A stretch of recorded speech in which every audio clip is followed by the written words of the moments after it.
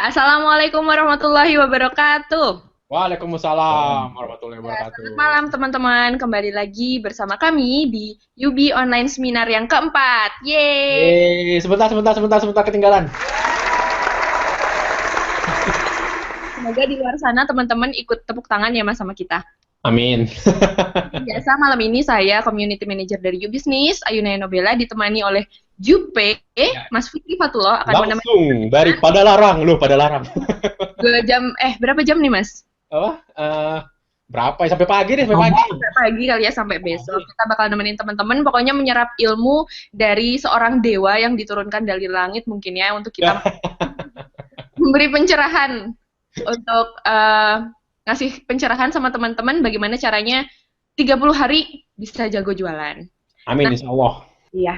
Mas ngomong-ngomong tentang apa nih online, bisnis Ya, online, belanja online, kita kan setiap minggu pasti ngomongin ya bagaimana membangun bisnis online.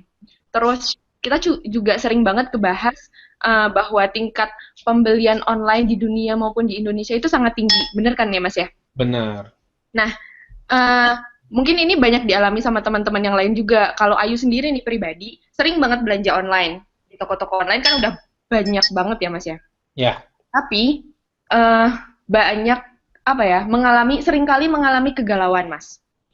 galau kenapa? Ya Kamu jadi jangan ketahuan banget jomblo, kenapa sih? Mas jangan buka kartu dong Mas. Oh gitu ya, biar laku nih banyak nonton 2 ribuan orang lumayan. Tuh. Kalau biasanya Ayu curhat nih ya sama teman-teman yang suka belanja, biasanya galaunya tuh gini, ketika buka toko online, kita mau belanja, udah dapat barang bagus, pasti ada ketakutan. Takutnya, Oke. eh ini mau beli nih barangnya bagus banget, tapi kalau aku transfer nanti ditipu nggak ya? Nanti barangnya nyampe nggak ya? Itu sering banget loh Mas. Mas Oh, pernah apalagi yang toko online masih baru dan belum terkenal gitu ya. bener banget. Tapi sering kali kok di e-commerce yang udah gede juga sering kali ada keraguan-keraguan kayak gitu. Ya, benar-benar. Mm. Nah, sekarang kan kita lagi ranahnya yuk bisnis nih ya. Ya. Nah, Ayu seneng banget nih malam ini. Tadi dikasih tahu katanya sekarang belanja online di yuk bisnis nggak usah pakai takut-takut lagi. Wow, gimana caranya? Ya, jadi ini bener-bener yuk bisnis ini baik banget menghadirkan solusi buat kita-kita yang uh, senang belanja online tapi takut ketipu. Oke. Ya, jadi kita punya namanya Rakber Yubi yang namanya ini namanya rekening bersama atau Hmm. Yubi Saku, Wow. merupakan solusi buat teman-teman yang suka belanja online tadi yang takut ketipu, takut misalnya udah transfer nanti barangnya nggak nyampe. Terus kalau misalnya barangnya udah nyampe dan nggak sesuai sama keinginan bisa refund nggak ya? Kayak gitu kan sering banget tuh ya mas masalah kayak gitu. Nah Iya sekarang sih. udah ada solusinya nih di Yuk Bisnis namanya Ngomong-ngomong yuk. gimana?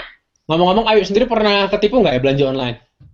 Alhamdulillah sih belum pernah kalau ketipu sampai nggak dapat barangnya. Cuman ketika barang datang itu di luar ekspektasi itu udah beberapa kali. Oh gitu, oke. Dan refundnya kan males ya harus ngurus sana sini. Banget. Tapi tadi aku dikasih tahu nih ya di Ubisnis ini luar biasa banget. Jadi yang namanya Yubisaku ini bisa menjadi pilihan buat teman-teman yang udah buka toko online di Ubisnis atau yang mau jualan di Ubisnis. Dan eh, apa ya? Biar mereka tuh mudah banget untuk mendapatkan kepercayaan dari konsumen, kita sediakan yang namanya Yubisaku. Yubisaku itu apa? Tahu kan apa? Apaan tuh bisa aku? Ya, jadi ini tuh sistem rekening bersama gitu. Jadi misalnya kalau aku mau belanja online di Ubis, kan toko online-nya banyak tuh ya Mas ya. Ya, ada sekitar 100 ribuan kan ya kalau nggak salah ya. Oh, luar biasa. Nah, kan aku gambling kan, ini belum pernah ketemu sama orangnya, ini nanti ditipu atau enggak kan aku nggak tahu. Nah, dengan adanya Yubisaku ini, bakalan bebas penipuan. Jadi kalau toko online di Ubisnis udah pakai Yubisaku, nanti semua pembayaran itu bisa terkontrol. Jadi ketika aku transfer, masuknya itu langsung ke Ubisnis kan, Oh, oke.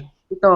Jadi nanti ketika aku dapat barangnya dan aku puas, maka semua transaksi akan beres gitu. Jadi ketika aku dapat barang dan aku nggak puas, itu bisa dikembalikan dan uang aku bisa dikembalikan juga. Wow, dan itu dijamin sama Yubi berarti ya? Dijamin banget 100% sama Yubi. Wow, Dan ini mantap luar biasa. keuntungannya ada 5 yang utama. Yang pertama bebas penipuan. Gimana enggak coba semuanya kan dikontrol dari pusat nih, jadi nggak bisa ada yang curang-curang kayak gitu mas. Yes. Oke. Terus yang kedua, eh buat teman-teman yang punya toko online di Ubisnis atau mau bikin toko online, nanti dengan penggunaan Yubisaku ini akan dengan sendirinya menjadi merchant yang terpercaya gitu. Oke. Jadi kan pembayarannya nggak langsung ke toko online-nya kan ya, tapi ke Ubisnis. Terus yang ketiga, tadi ketika barang tidak sesuai harapan konsumen, itu bisa langsung dikembalikan dan bisa refund. Yang keempat, itu praktis banget, nggak usah ribet. Dan yang kelimanya adalah gratis. Wow, gratis. Gratisan tuh ya. Pokoknya Jadi nih, nggak harus bayar apa-apa ya? ya nggak usah bayar apa-apa. Nah, kalau teman-teman mau tahu lebih lanjut tentang Yubisaku ini, bisa langsung klik link di bawah itu kan udah dicantumin ya, ubisnis.com/yubisaku. Di situ udah tercantum keterangan yang lengkap dan jelas. Gitu, Mas. Jadi sekarang aku kalau mau belanja online, nggak usah ribet-ribet, aku mau ke Ubisnis aja, Mas. Oke, ya dong. Iya, jadi Aku mau belanja belanja tongsis rencananya nih. Pakai boleh lah. Bidaku kali ya. Tongsis, Mas, nggak salah, Mas. Buat siapa? Oke, yuk.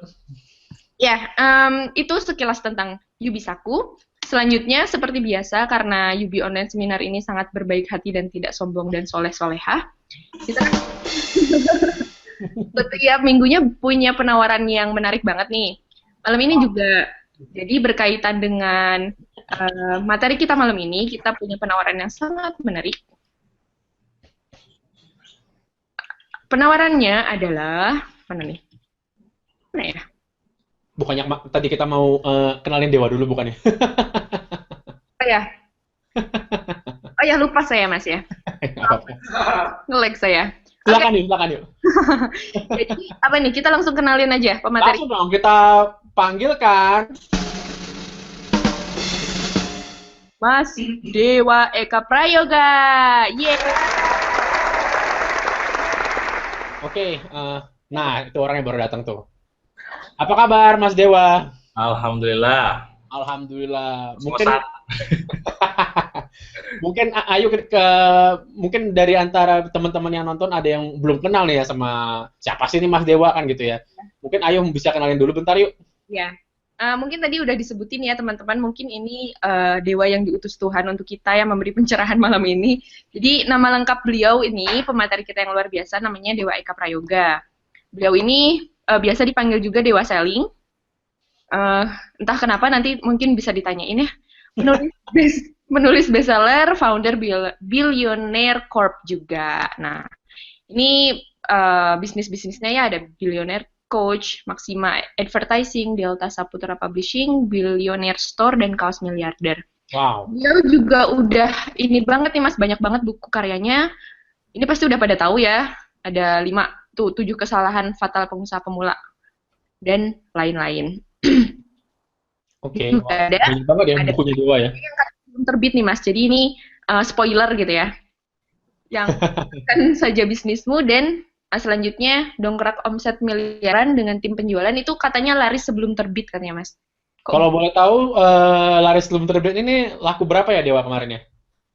kemarin itu kita targetin 3.000 cuman nggak sampai target, capainya cuma 2.215. Wow. Dan itu sebelum terbit ya? Ngerti 3 bulan. Kenapa? Sebelum terbit. Ngerti 3 bulan komitmen.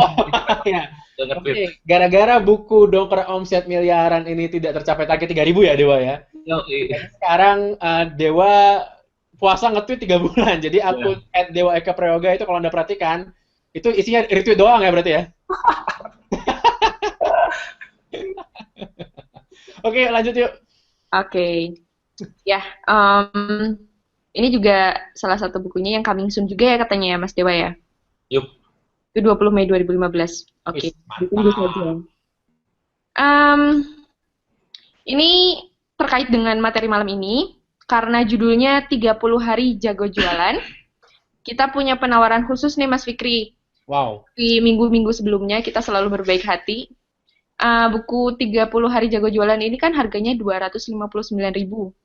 Ya. Tapi khusus buat teman-teman yang hari ini nonton Yubi Online Seminar, bisa mendapatkan buku ini seharga 159.000. Murah banget ya. Sampai besok penawarannya. Oke, berarti hanya 24 jam ya. Jadi untuk Bapak Ibu yang pengen mesen, silahkan pesan paling lambat 24 jam dari sekarang. Nah, dari sekarang. Sebagai catatan kayaknya untuk yang belum tahu, buku-bukunya Dewa itu hampir nggak ada yang murah ya Dewa ya. Nggak ada. Daging semua, Mas. Di atas 200.000 semua kayak. Jadi Kecuali ini buku kedua atau satu dua kecuali. kenapa? Kecuali buku 1 dan kedua. Oh gitu ya. Itu ya. Sisanya semua di atas 200.000 ya. Ya. Wah, berarti ini murah banget dong ya. Oke. Lanjut, Mas. Lanjut. Oke, ini dari CV-nya ya, aku copy tadi. Ini kata Mas Dewa, no selling, dying. Wih, sekarat ya. Ya, keren-keren. Oke, buat teman-teman yang malam ini udah punya pertanyaan, silahkan seperti biasa, ajukan pertanyaan. Jangan lupa cantumkan hashtag YOS. Nanti kita bakal pilih pertanyaan-pertanyaan yang terbaik untuk ditanyakan langsung ke Mas Dewa. Oke, jadi setelah ini kita akan masuk sesi materinya Mas Dewa ya. Jadi untuk Bapak Ibu yang lagi dengerin presentasi Mas Dewa tiba-tiba pengen nanya, langsung nge-tweet aja dengan hashtag YOS. Nggak perlu mention saya, nggak perlu mention Ayu, nggak perlu mention Mas Dewa, langsung aja ya Ayu ya. Ya, langsung aja. Pertanyaan lalu ada hashtag YOS-nya, nanti pertanyaan yang terpilih akan kita langsung tanyakan ke Mas Dewa. Ini Mas Dewanya udah siap nih? Udah siap. Iya, oke. Mungkin langsung aja kali ya? Ya, langsung aja Mas. Oke, tanpa panjang lebar lagi, kita panggilkan Dewa Eka Prayoga. Ini udah nongol nih mukanya nih, udah nongol. Udah nongol mukanya nih. Mulai ya? Silakan, bismillah. Bismillahirrahmanirrahim. Assalamualaikum warahmatullahi wabarakatuh. Waalaikumsalam warahmatullahi wabarakatuh. Oke, sebelumnya saya ucapkan makasih ya buat Mas Fikri, Mbak Ayu, dan kawan-kawan yang udah menyaksikan malam ini. Aku yang makasih loh, Dewa. Iya, sama-sama ya. Oke, sebelumnya tadi udah diperkenalkan ya, udah kenal semua berarti ya? Insya Allah. Udah insya Allah. Oke, insya Allah ya. Oke, karena perihal ini hari ini kita akan sharing tentang ini penjualan. Tadi di CV-nya dibacakan sama Mbak Ayu ada yang namanya di sana Dewa Selling ya. Iya. Ya, nah, itu gimana asal usulnya ya? Sebenarnya itu Dewa Selling itu bukan berarti saya paling jago ya, saya pribadi nggak amit-amit lah ya kayak gitu. Tapi itu pemberian dari salah satu guru saya ya, yang mungkin hari ini nonton juga ya, Mas Jaya ya. Jadi diberikan oleh Mas Jaya yang memang mungkin melihat saya hobinya jualan dan bantu kawan-kawan pengusaha di Indonesia untuk rajin jualan, terutama jago jualan lah intinya ya, supaya jualannya laris ya. Itu filosofinya. Oke, langsung aja nih materi. Silakan. Waktunya berapa lama ya? Sebenarnya sih kita pengen sampai pagi ya, pengen kita peres, cuman tapi ya, kasihan yang punya anak-anak kan. Iya. Kalau 1 jaman gitu cukup? Oh, insya Allah kita atur ya waktunya ya nanti ya. Ya, insya Allah. Silakan. Oke, siap. Saya langsung masuk slide aja ya. Oke, malam ini saya akan sharing kepada kawan-kawan pengusaha di Indonesia, khususnya tema tentang 30 hari jago jualan. Ya. Ini sebenarnya salah satu buku saya, terutama buku yang kelima ya, 30 hari jago jualan, yang memang tujuan saya, outcome-nya adalah supaya kawan-kawan di Indonesia, terutama entrepreneur ya, karena jualan saya itu bukan untuk masuk ke kayak corporate gitu, tapi untuk entrepreneur pemula ya, supaya bisa jualan, karena mereka rata-rata bingung gitu. Sehingga buku ini dihadirkan untuk mengatasi masalah itu. Nah, mungkin kawan-kawan di Indonesia sekarang yang hadir di malam ini berharap materi yang saya sampaikan ini sifatnya daging gitu ya. Sebagaimana yang kawan-kawan ketahui ya, biasanya Mas Jaya gitu ya, terus kawan-kawan melihat saya, materinya daging, segar gitu ya. Cuman ada satu hal penting yang harus kawan-kawan pahami ya. Berbeda dengan buku-buku saya, biasanya kalau saya seminar gitu ya, kalau saya seminar, training, itu biasanya justru sebaliknya ya. Justru sebaliknya, biasanya di awal itu nggak saya sampaikan tentang hal-hal teknis. Kenapa? Nah ini, kawan-kawan bisa baca ya, kawan-kawan yang nonton, ada yang lebih penting daripada strategi dan teknis, ya. Yang mungkin rata-rata kalau misalkan saya di buku itu jarang saya bahas, dan ini perlu kawan-kawan pahami ya. Bagi yang sudah baca, silakan buka lagi bukunya ya. Kalau yang belum baca ya nantilah penawarnya ambil tuh ya. Oke. Cuma sampai besok. Apa tuh yang lebih penting daripada sekedar teknis dan strategi? Nah, kalau kawan-kawan paham, mungkin kawan-kawan juga tahu ya bahwa jualan itu rata-rata closing itu, terutama menutup penjualan itu 80% terjadi karena penjualnya. Ya, data tersebut saya katakan memang betul adanya gitu ya. Makanya kawan-kawan di sini sebagai seorang penjual harus paham tentang diri sendiri sebelum menjualkan produknya. Nah, makanya di sini yang salah satu hal penting di dalam jago jualan itu ada 3 hal. Nanti boleh kawan-kawan catat yang mempengaruhi dalam jago jualan itu. Pertama itu siapa penjualnya, itu yang pertama. Yang kedua siapa pembelinya, bagaimana karakter mereka, dan yang ketiga bagaimana bentuk penawarannya. Kalau 3 hal ini kawan-kawan sudah pahami ya, sudah kawan-kawan kuasai, insya Allah closing itu mudah gitu ya, mudah. Biasanya orang nolak, nunda, insya Allah nanti akan lebih mudah. Nah, apa saja yang harus kawan-kawan miliki ya? Ada 3 hal yang harus kawan-kawan miliki. Ini kawan-kawan penting pahami ya. Yang pertama itu goal ya. Jadi sekali lagi, kawan-kawan kalau misalkan pengen jago jualan ya, jago jualan pun definisinya macam-macam ya. Jago jualan tuh kayak gimana sih, Kang, misalkan? Ya, intinya kalau Anda jualan, itu laris manis lah ya, laku keras gitu. Yang cuman jualan, terus ngemis-ngemis, terus nggak laku-laku, itu yang jadi masalah gitu kan. Nah, supaya jago ya, kawan-kawan yang harus miliki pertama adalah goal. Nah, cuman, goal yang saya maksud di sini bukan goal yang kayak, apa ya, yang biasa-biasa gitu. Ya, saya sering mengajarkan ke kawan-kawan di Indonesia, terutama pas seminar dan training, misalkan ya, kawan-kawan sekarang omsetnya sebulan masih 5 juta gitu ya. Nah, April 5 juta misalkan nih. Bulan depan ya ini kebetulan akhir bulan Mei kawan-kawan targetkan misalkan 8 juta atau 10 juta. Nah, itu terlalu biasa. Anda kalau ada di depan saya sekarang, Anda mengatakan omset bulannya 5 juta, bulan depan misalkan 8 juta atau 10 juta, saya bilang komentarnya cuma satu, oh gitu doang. Ya, itu kayaknya nggak apa ya, nggak buat efek gemetar gitu, biasa aja gitu. Biasa banget ya. Biasa banget gitu ya. Nah, makanya saya ajarkan kawan-kawan itu harus punya goal yang gila gitu ya, yang gendeng kalau bahasa saya itu. Syaratnya apa? Yang pertama, itu harus spektakuler. Nah, ini rada gila. Banyak motivator bilang ya, kalau buat goal itu yang smart katanya, spesifik, measurable, achievable, realistis dan time bound. Nah, bagi saya pribadi, kalau kawan-kawan jualannya pengen melakukan yang namanya lompatan ya, laris gitu ya, harus manis Tanjung Kimbul, laku keras gitu, harus gede goalnya gitu. Ya. Misalkan dulu ada salah satu klien saya yang datang ke kantor itu omset bulan pertamanya 3 juta ya. Dia punya utang banyak dan bingung ya, 3 juta gitu ya, dan gak mungkin banget itu nutupin utangnya. Sampai dia targetin bulan depan itu targetnya cuma 10 juta. Bagi saya pribadi melihat, aduh ini efeknya biasa banget gitu. Dan saya secara ya di situ saya mentoring di situ dan saya nantang dia untuk target achieve goal 50 juta, dari 3 juta nyampe 50 juta. Jadi 1 bulan kemudian, alhamdulillah nggak capai target, ya. Nggak capai target. Tapi target yang dicapai itu 48 juta. Wow. Ini apa? Dari 3 juta dan menjadi 48 juta hanya dalam 1 bulan. 1 kali kita mentoring waktu itu. Dan hikmahnya di sini, dan itu nggak hanya 1 kali. Ya, kawan-kawan saya di Surabaya ketika saya mentoring di sana, awalnya 30 juta, dalam 1 bulan 2 bulan langsung tembus 100 juta. Dan itu banyak banget ya. Kalau kawan baca buku saya, ada testimoni di sana, itu banyak banget yang ngasih testimoni. Nah, yang saya ajarkan, yang saya sarankan, kawan-kawan harus punya goal yang spektakuler. Spektakuler itu yang tinggi banget, ya. Kang, saya mah kan nggak kepikiran angka tersebut. Kayaknya nggak mungkin deh. Tengah jalan dipikirin, ya. Sekarang targetnya tetapkan dulu yang tinggi. Caranya gimana, strateginya gimana, teknisnya gimana, itu dipikirkan sambil jalan. Ya, itu yang pertama. Jadi harus spektakuler.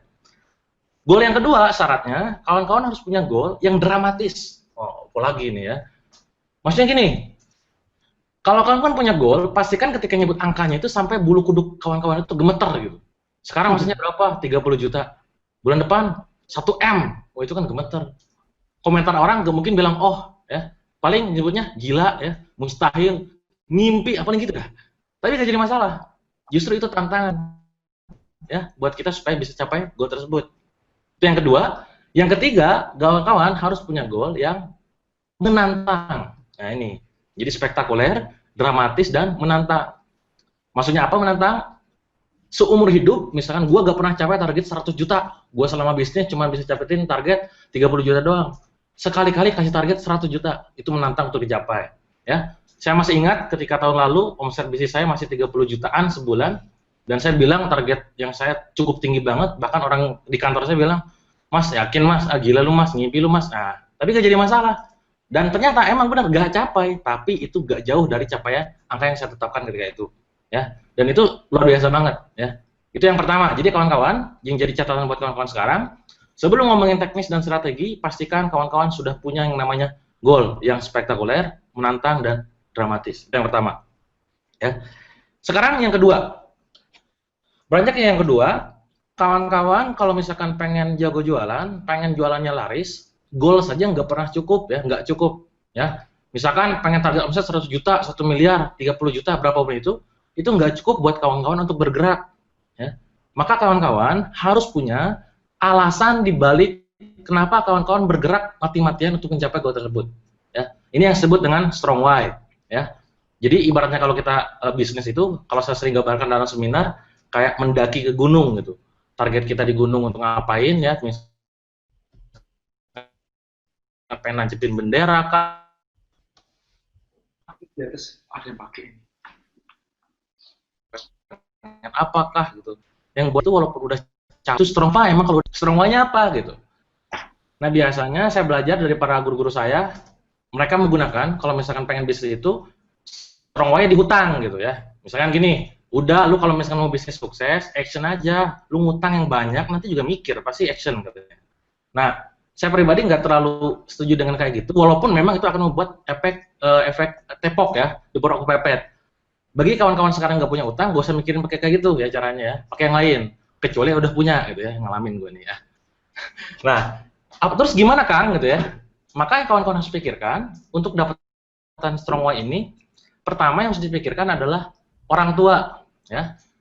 Bagi kawan-kawan yang sekarang sudah masih punya orang tua, pikirkan gimana caranya dengan goal yang Anda capai, omset itu bisa membahagiakan orang tua, bisa sharing dengan orang tua, bisa mengobrolkan orang tua, bisa menghajikan orang tua, bisa memberikan sesuatu yang spesial kepada orang tua dan lain-lain.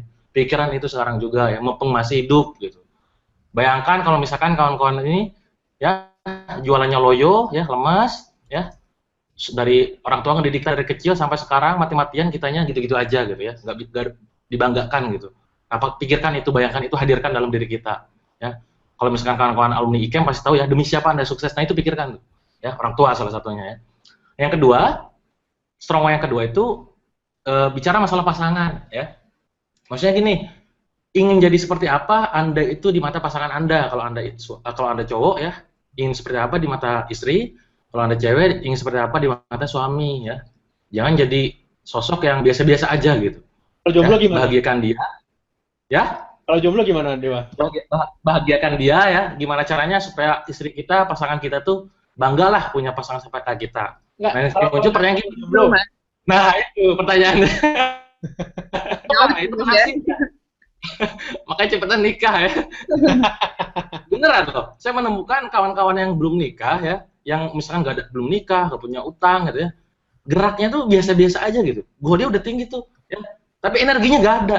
Makanya minimal kalau nggak punya pasangan ya, kawan-kawan yang sekarang masih jomblo ya, pikirin gimana caranya omset itu dapat, duit dapat, income dapat untuk menikah nanti gitu. Kalau cowok ya, kalau cewek ya gimana caranya buat bagiin orang tua itu anak, ya. Jadi kawan-kawan ya, selain orang tua, pasangan, juga pikiran anak ya. Gimana caranya anak kita ya masa depan nantinya tercerahkan, ya cerah gitu ya, minimal lebih baik daripada kita gitu. Nah, 3 sosok ini ya harus kita hadirkan dalam diri kita supaya gerak kita pas jualan itu benar-benar punya energi gitu. Ditolak ya, emang gue pikirin gue bergerak untuk ini semua gitu ya.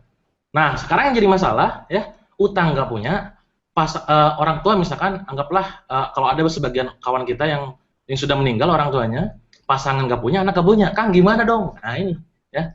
Makanya kawan-kawan pas jualan itu jangan cuma untuk sendirian aja. Maka poin yang terakhir yang harus kawan-kawan hadirkan adalah bicara masalah umat. Nah, ini berat ya. Maksudnya apa? Kita punya duit, kita punya uang, omset yang kita telah capai, income-nya berapa, komisinya berapa, kita kasih ke orang-orang yang membutuhkan. Ya sedekah lah, bangun panti lah, berbagi lah, apapun itu bentuknya. Jadi ini akan menjadi energi kita, alasan kuat kita untuk mati-matian. Kenapa sih goal tadi sudah kita capai gitu? Dan ini tidak, saya rasa untuk dijelaskan di buku itu kayaknya kesannya itu motivasi banget gitu. Tapi ini penting kan, penting banget. Makanya harus kawan-kawan miliki. Itu yang kedua. Yang ketiga, kawan-kawan harus memiliki passion. ya. Apa itu? Ini gairah, ini hasrat, ya. Gimana caranya, ya? Pas kita jualan itu gak hanya sekedar jualan. Jualan jilbab tujuannya bukan sekedar dapetin duit, tapi gimana caranya orang-orang terbantu dengan hadirnya produk kita sehingga mereka menutup aurat. Jualan makanan, laparnya terselesaikan. Jualan gadget, memudahkan mereka berkomunikasi. Ada energi di balik itu, ya. Ada manfaat yang dihadirkan, ada benefit, value yang dihadirkan atas produk yang kita jual, gitu. Dan itu harus punya passion, ada gairah, ya. Saya punya kawan di Bandung, omsetnya sebulan 5 miliar, ya, jualan kaos doang, ya, jualan kaos anak. Pas saya tanya, Kang jualan apa? Dia jawabnya nggak jualan kaos. Saya tuh Kang mimpinya pengen banget menghadirkan kaos-kaos itu ya dipakai sama anak-anak, tulisannya Islami gitu. Yang Asmaul Husna kah, ingat orang tua lah, ingat mati lah, ingat Allah lah. Kan bilang jualan kaos gitu. Ini jadi energi, ini jadi passion tersendiri. Pas dia jualan, hasilnya apa? Omsetnya 5 miliar sebulan. Oh, luar biasa banget. Ini 3 hal penting harus kawan-kawan miliki ya. Sebelum kita bicara masalah strategi dan teknis ya. Pastikan itu jadi kawan-kawan, catat ya. Goalnya berapa bulan depan, strong why-nya siapa aja, apa. Terakhir, apa sih value atau benefit yang dihadirkan melalui produk yang Anda jual itu gitu. Itu passion-nya hadirkan di situ. Oke, paham ya? Paham. Oke. Nah sekarang kita pengen bicara masalah taktik ya, strategi dan segala macam. Cuman ada prinsip dasar, ini saya pegang banget ya. Ini saya ngambil dari beberapa orang yang ahli di bidangnya dan saya jadikan prinsip ketika saya jualan. Ada 5 prinsip kurang lebih yang harus kawan-kawan pahami. Yang pertama, nah ini Anda bisa cek ya. Jualan adalah aktivitas menolong orang yang dibayar. Nah, loh ya. Maksudnya apa? Pas kita jualan, pastikan yang dalam otak dan pikiran gitu bukan cuma duit dan duit gitu. Duit dan duit gitu. Ya. Pastikan yang kita lakukan itu adalah menolong orang. Walaupun emang pasti yang namanya duit itu pasti dikejar, munafik banget kalau jualan nggak mikirin duit. Pasti gitu ya. Cuman jangan cuma itu yang dipikirin. Pastikan kita jualan jilbab, makanan, obat-obatan, herbal, jam tangan, air minum, mesin, apapun itu, ada niat untuk nolong orang yang menjadi target market kita ketika itu gitu ya. Itu pikirkan itu. Jadi ini jualan, jangan cuma mikirin duit, jangan cuma untuk ngejar uang doang, tapi untuk nolong orang. Itu yang prinsip yang pertama ya. Nah, masuk ke prinsip yang kedua ya. Kalau niat kita adalah menolong orang, kalaupun di tengah jalan itu ditolak ya sama market kita, prospek kita, kenapa harus stres dan putus asa? Paham ya? Jadi kalau misalkan kita jualan makanan kah, t-shirt kah, atau herbal kah, ditolak terus tuh misalkan, tenang aja ya. Toh kita niatnya nolong orang kok. Kalau dia nggak mau beli produk kita, artinya dia bukan jodoh produk kita. Gitu, ya. Dan ingat ya, harus kawan-kawan pahami, setiap produk itu ada jodohnya. Ya, boleh diulangi ya. Setiap produk ada jodohnya. Produk aja ada jodohnya. Ya, jadi kalau sekarang produknya belum laku, gitu ya, ada jodohnya. Yakin banget lah, ada jodohnya. Tinggal itu kekuatan keyakinan kawan-kawan aja, gitu ya. Loh kan gimana terus kalau misalkan pada akhirnya nggak laku-laku terus misalkan sebulan, 2 bulan, 3 bulan jualan nggak laku ya, nggak laris, stok udah numpuk.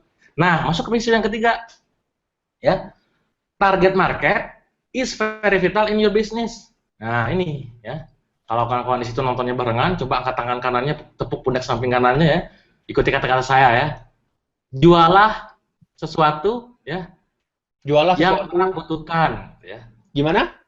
Jualah sesuatu yang orang butuhkan. Jualah sesuatu yang orang butuhkan. Oke. Jualah sesuatu yang orang ingin beli. Jualah sesuatu yang orang ingin beli. Bukan yang menurut Anda orang ingin beli. Oke, bukan menurut Anda orang beli. Oke. Paham ya? Ya. Beda ya. Menjual sesuatu yang orang ingin beli sama menjual sesuatu yang menurut Anda orang ingin beli. Itu beda banget. Oke. Di sini pentingnya riset ya. Anda jualan online, Anda tentulah Anda bisa tanya sama Mas Fikri dan kawan-kawan ya, yang jago di online, gimana cara riset produk yang memang itu dibutuhkan oleh market. Jangan cuma sekedar, Kang, aku punya ide Kang, ini ide Kang, Kang. Pokoknya ini kalau ide dijual, keren lah Kang, laris. Cek ya, 1 bulan 2 kemudian, lah gak laku. Ya anak orang nggak butuh gitu. Makanya pas jualan itu jangan so idealis ya. Anda ini mau kaya atau mau gaya gitu. Saya Kang punya ide, keren banget Kang. Alah, pret ya. Kalau orang nggak butuh percuma gitu ya. Makanya jualah sesuatu yang orang ingin beli berdasarkan apa yang menjadi masalah, keinginan atau kebutuhan market. Ini yang ketiga. Lanjut yang keempat. Nah ini saya suka sekali dengan kata-kata Paul Walker ya. Ini kemarin ya film tayang ya. Terutama di bagian kalimat terakhir ya. If you believe in your product, you know your product, you sell it a lot better. Maksudnya apa? Jika kamu percaya dengan produkmu, kamu tahu produkmu, kamu bisa menjualnya dengan lebih baik atau lebih banyak. Nah, ini sering terjadi ya. Saya pernah punya salah satu klien di Surabaya, ketika itu dia bisnisnya adalah jual sepatu hujan, ya. Ketika saya lakukan consulting di sana, ya, kita sesi consulting, coaching, saya gabung di sana. Salah satu coaching yang saya gali di sana adalah apa yang membuat Bapak yakin bahwa sepatu ini bisa benar-benar tahan dengan air? Katanya gitu. Oh, Kang, yakin banget, Kang. Pokoknya ini keren banget lah, gitu. Pertanyaan saya lagi, apa yang membuat customer yakin bahwa Bapak itu benar-benar menjamin produk ini tahan air? Dia jawab, apa ya, Kang? Gak ngerti, Kang. Maksudnya gimana ya? Saya tanya langsung dengan kata perintah, ya gini deh, Bapak bisa berani jamin nggak? Bapak bisa berani garansi nggak ini produk anti air? Saya bilang, kalau misalkan pakai pas hujan, nggak akan bocor, nggak akan masuk air gitu. Terus dia bilang, nggak berani, Kang. Ya, elah, pantas aja numpuk stoknya, saya bilang kan. Nah, ketika waktu itu 3 bulan kita coaching ya, di sana, alhamdulillah, sekarang dia berani garansi, kalau misalkan airnya tembus, kembalikan uangnya, kembalikan sepatunya, dia akan kembalikan uangnya, atau kembalikan sepatunya, kita akan ganti dengan yang lebih baru, yang lebih bagus. Sekarang omsetnya udah gila-gilaan, bahkan udah ekspor ke Belanda dan lain-lain, ke luar negeri Eropa. Karena apa? Dia ini, ya. Jadi jualan itu nggak sekedar jualan ngecap gitu. Anda sendiri gak yakin produknya, ngecap jualan, karena butuh duit doang, cepet gitu. Itu namanya ngecap, ya. Makanya jualan terus dari hati, benar-benar ini produk bisa nolong orang, ini produk saya yakin manfaatnya luar biasa buat kawan-kawan. Nah, ini prinsip yang keempat. Yang kelima, nah ini ya, sering saya sharing ya di setiap seminar di buku saya, bahwa no rapport, no sales. Maksudnya apa? Tidak ada PDKT, tidak ada pendekatan, tidak akan terjadi yang namanya penjualan. Ya, Anda tiba-tiba datang ke orang gitu, terus prospek dia ya, nggak kenal, belum PDKT, belum kenalan, tiba-tiba nawarin produk. Siapa lu gitu? Tiba-tiba datang jual produk ya. Ingat ya, orang nggak suka dijualin, tapi orang suka belanja. Ya. Itu penting ya. Makanya kalau pas jualan, terutama pas offline, bangun kedekatan itu penting.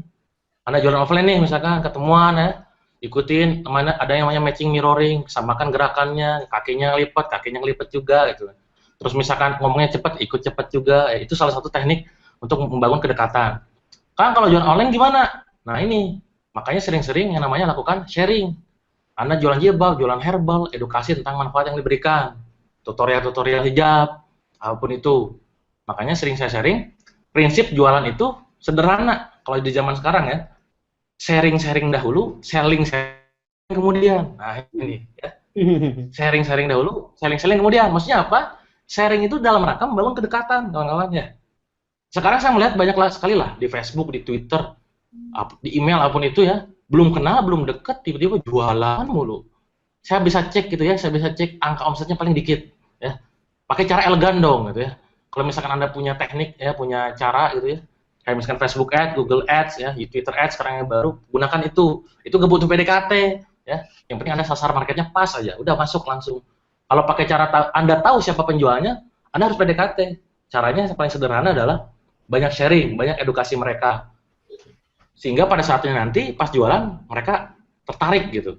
Dan benar-benar bisa bahwa ini bermanfaat, sekarang akhirnya beli gitu. Jangan dibalik, jualan, sharing, pas gak laku baru sharing gitu. Ini masalah ya. Jangan sampai terjadi seperti itu. Jadi 3 hal penting tadi ya, selain goal, strong why dan passion, kawan-kawan harus memiliki 5 prinsip tadi. Ini harus dipegang banget. Nah, ini materi inti saya ya. Kawan-kawan, coba bisa baca di slide ya. Ini saya setuju banget ya dengan kata-kata dari Sun Tzu ini ya. Kenalilah musuhmu, kenalilah diri sendiri, maka kau bisa berjuang dalam 100 pertempuran tanpa resiko kalah. Nah, tadi di awal saya bilang, kalau kawan-kawan pengen jualannya laris, laku keras gitu ya, jago gitu ya, kawan-kawan harus tahu dari kawan-kawan itu siapa, ya, market itu kayak gimana, penawarannya kayak gimana. Nah, di prinsip ini artinya apa? Kawan-kawan harus tahu siapa sih Anda itu gitu. Tipenya kayak gimana gitu penjual itu gitu ya. Terus market itu kayak gimana, maunya gimana. Nah, ini harus tahu. Supaya pas kita jualan ya, ini tadi ya 100 pertempuran tanpa risiko kalah, supaya pas kita jualan minimalisir yang namanya penolakan, penundaan, gagal gitu ya. Itu diminimalisir. walaupun saya bilang, yang namanya jualan itu pasti ditolak, ya. Kalau di jualan 100% closing, wah itu keren banget.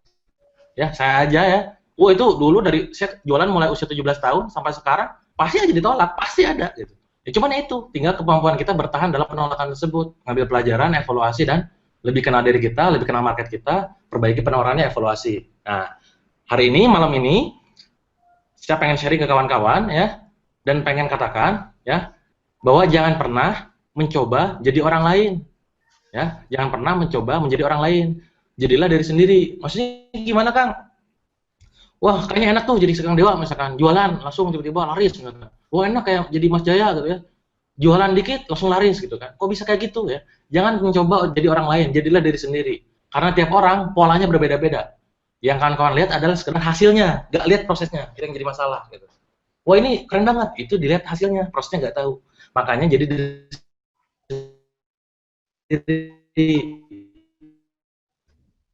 caranya gimana Anda jual. Ini Blue Rejo jualan pasti tahu ya, udah ada tesnya ya. Kemarin saya broadcast via email sama via BB sama Facebook juga. Saya sharing di sana sebelum kawan-kawan ikut IOS malam ini yang jago jualan, kalau bisa saran saya ikut tes dulu ya. Ada namanya tes di ISC. Itu tools yang saya gunakan. Ya, ini TSC nih. Karena ini bagi saya pribadi ini yang paling gampang ya. Terus tuh banyak banget ya, ada MBTI ya, ada NLP apalah, macam-macam banyak banget. Cuman yang saya pakai ya, yang paling mudah banget gitu ya dipahami itu adalah dari ISC ya. D itu apa? D itu dominan, I itu intim ya, S itu supportive ya, stabil, C itu cerdas ya atau korektif segala macam lah. Itulah definisi singkatnya. Kawan-kawan nanti ya kalau misalkan kemarin udah tes atau tadi udah tes di ISC-nya bisa sharing nanti di Twitter tipe apa Anda itu ya, atau di chat bisa share tipe Anda apa, supaya Anda tahu Anda itu tipe kayak gimana. Ya. Oke, saya mulai ya untuk tipenya ya. Nah, ini Dewa, maaf, Dewa. Hah? Yang belum tes mungkin ada linknya nggak ya biar kita. Oh iya. Ada. Kalau misalkan kawan-kawan belum tes, ada linknya ya, bit.ly ya, bit.ly/ ya, tes jago jualan. bit.ly tes jago jualan ya. Yup.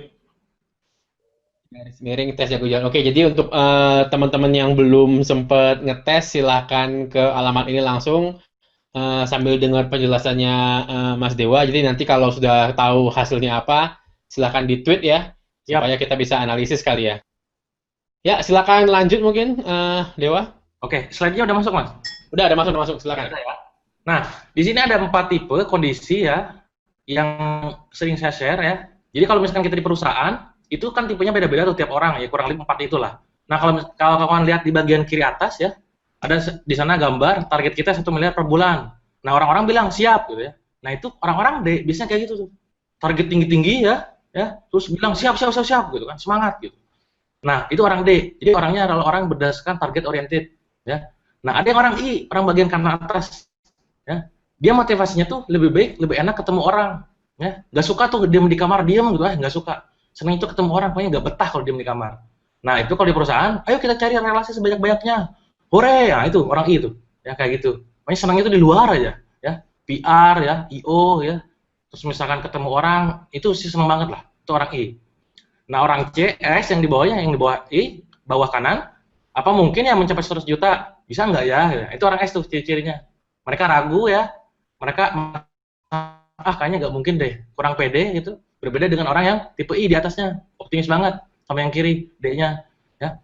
Yang paling bawah, C bawah, menurut perhitungan, target kita cukup 100 atau 10 juta saja. Karena orang C itu orientasinya ngitung dan ngitung. Ya. Dia gak pernah target tinggi, selama perhitungan dia, menurut dia itu nggak akan capai. Gitu. Banyak perhitungan, kayaknya nggak mungkin deh. Gitu. Nggak mungkin deh. Nah, detailnya saya akan jelaskan ya, satu persatu. Nah, ini kalau kalian lihat di gambar, kalau kalian lihat di dunia, ya, tipe orang dominan atau yang D tadi, itu karakternya mirip kayak mereka. Ada Bruce Lee ya, ada Hitler, Jordan, Donald Trump, so lagi siapa tuh? Itulah ya. Hillary Clinton. Nah, di perusahaan, saran saya, di perusahaan itu orang-orang kayak gini, orang D itu maksimal banget 3%. Kenapa saya bilang kayak gini ya? Ini juga ada ininya ya, ada datanya. Kenapa kayak gini hasilnya? Karena kalau orang di kebanyakan di perusahaan biasanya rusuh gitu ya. Saya harus gini, enggak setuju. Wah, itu pasti ramai mulu lah, bentrok mulu. ya. Makanya orang D itu biasanya orangnya adalah orang yang keras ya, orang egois ya, itu orang D. Ngomongnya kenceng nih, saya ini ngomong kenceng nih. Saya orang D banget ya. Itu orang D. Nah, orang I contohnya ini ya. Di atas ya ada Bill Clinton ya. Nah, ada Ali ya, Will Smith ya, Tukul sama ya ini presiden ya, Jokowi. Nah, di perusahaan 16% cukup ya. Ini di perusahaan orangnya suka ketemu orang ya, orangnya optimis, senang-senang ya, ceria mulu ya.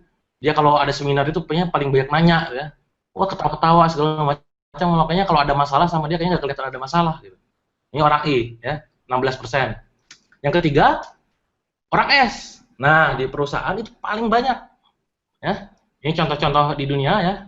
Ada SBY ya, Pak SBY ya, Mahatma Gandhi, terus ada Teresa, Diana ya, Bush ya, itu 69%. Dan biasanya mereka adalah orang yang setia, loyal. Nah, itu kalau di perusahaan ya. Sekarang saya bahas berdasarkan perusahaan dulu, bukan jualannya. Saya kasih tahu contohnya dulu. Nah, yang terakhir, yang C adalah ini contohnya ya. Ada Bill Gates ya, ada Spielberg ya, ada Yohanes Surya, ada Einstein ya, ada Tiger Woods. Itu 12%. Mereka orang-orang yang berdasarkan, kalau ngomong bisa berdasarkan data, suka data ya, cerdas, ngitung-ngitung dia suka lah. Berbanding terbalik sama orang I. Orang I paling gak suka ya. Orang I paling gak suka ngitung ya. Dia orangnya boros, gak bisa ngatur uang, gak bisa ngatur waktu. Orang C sebaliknya. Nah, sekarang bagaimana karakter Anda ya, tadi orang DS itu kalau Anda udah tes atau sekarang lagi tes gitu ya. Gimana sih ciri-cirinya? Saya gimana nih Kang, bingung. Udah tahu nih tipenya, cuman apa sih saya tuh kayak gimana gitu ya. Nah, biasanya saya analogikan berdasarkan anjing ya. Ya, ini ada beberapa tipe anjing. Tipe D itu biasanya saya analogikan seperti anjing pitbull ya, atau bulldog. Orangnya ambisius ya, egonya tinggi banget, resiko dihajar ya, menekankan pada hasil, nggak sabaran, suka akan kemenangan. Kalau kawan-kawan udah sering nonton film Tom and Jerry, ada anjing yang kalau misalkan sering berantem sama si Tom ya, itu karakternya kayak gitu tuh. Lari-lari ya, dikejar ngapain apapun itu, cuman seringkali buat onar tempat ya, berantakan segala macam. Nah, itu tipe penjual nanti kayak gitu. Orang-orang D tipe jualnya hit and run ya. Udah closing udah ditinggalin, ini jadi bahaya gitu. Makanya orang D nanti ya, saya sarankan berdasarkan kalau pas jualan tipenya, kalau misalkan produknya itu yang sifatnya hit and run, repeat ordernya mungkin hanya setahun sekali, atau misalkan nggak kena dengan produk apa sih namanya si pembelinya terus-terusan ya, hit and run yang sifatnya cepat-cepat, ini orang D, itu karakternya. Yang I ya, ini tipe anjing poodle ya, orangnya supel ya, dia senang banget ya ketemu orang, sangat ramah, antusias, optimis banget, memberikan semangat bagi orang lain. Ini motivator yang hebat kalau di perusahaan ya. Makanya kalau kita ada target ya, kalau kita kumpul tuh, target kita 1 miliar 1 bulan ya. Orang D langsung bilang siap, orang S diam, ya. Orang C, bisa gak ya gitu. Kalau orang I semangat pasti bisa gitu kan. Kalau ditanya caranya, nggak tahu. Nah, ini orang I. Biasa nggak tahu caranya kayak gimana gitu kan. Tapi dia sangat semangat sekali, sangat optimis bisa capai target tersebut. Ya, cuman nggak tahu caranya gimana, harus dibimbing. Yang ketiga, anjing tipe S ya. Tipe S ini tipe Golden Retriever, ya. Dia tipenya, Anda kalau tipe S, sekarang Anda termasuk orang tipe S, Anda pasti termasuk orang tipenya setia, ya. Kalau udah di perusahaan itu susah pindah, ya. Pasti di situ terus. Ngerjain sesuatu yang rutin tiap hari, senang banget, ya. Justru kalau dikasih target, oh Anda berontak terhadap diri sendiri, oh, kayaknya ini bukan gue banget, gitu, ya. Terus pendengar yang baik, ya. Curhat ke dia paling enak banget, didengerin terus-terusan, ya. Suka mendukung di belakang layar, suka ngalah, dan sulit menerima perubahan, ya. Itu tipe orang S ya. Bagi orang S, ya Anda pasti memiliki tipe yang kayak gini ya. Kalaupun belum tes misalkan, oh ini gue banget, itu berarti tipe S tuh ya. Terakhir, itu tipe C ya, tipe Chihuahua ya. Rajin, perfeksionis, detail, teratur, mempertanyakan, berbeda dengan orang I. Nah, ini saran saya, kalau misalkan kawan-kawan punya partner bisnis, Anda tipe D, cari orang S ya. Anda tipe I, cari orang C. Maaf, tipe I cari orang C ya, benar. Berbanding terbalik silang. Loh Kang, kok beda? Logikanya kan orang D nih, egonya tinggi, semangat ya, hasil. Orang S nggak gitu. Berarti nanti kan bertentangan. Nah, kawan-kawan yang udah baca buku terakhir saya kemarin yang ada tahapan di sana, tahapan storming ya. Dimana kalau kita bisnis gabung ya, bentuk partner itu tim gitu ya. Itu pasti ada yang namanya tahapan storming, tahap badai gitu ya. Maksudnya gimana? Gue yang sukanya diem, tiba-tiba si partner kita sukanya ketemu orang. Ini gak enak banget. Tapi kalau kawan bisa ngelewatin tahapan ini, wah itu hasilnya luar biasa. Itu namanya tim bisnis ya. Jangan sampai buat tim bisnis itu D sama D, wah itu bertengkar. I sama I hobinya main-main ya. Kopdar, ngumpul-ngumpul yang dibicarain nggak jelas gitu ya. Orang S ngumpul sama S, bingung, butuh bimbingan. Orang C ngumpul sama C, plan mulu ya, nggak action. Nah pastikan ini semuanya kombinasinya pas kalau di bisnis. Kalau timnya udah oke, itu jualannya pasti gila-gilaan. Nah terakhir ada tipe O, ini nggak ada sebenarnya di buku nggak ada ya, cuman ini intermezzo aja ya. Tipe O itu kalau ada lihat muka anjingnya ya, itu melas banget. Ya, ini tipe anjing basset hound ya. Kalau jualan itu, Pak, please Pak, ini Pak dari pagi Pak belum kejual Pak, please Pak butuh makan Pak, ini ngemis-ngemis gitu. Nah, jangan sampai seperti kayak gitu, ya. Hindari yang kayak gini. Ya. Apakah ada di luar? Oh banyak kawan-kawan ya. Yang kayak gini banyak banget. Ayo 5.000, misalkan pas Anda jualan apa 60.000, enggak gitu caranya.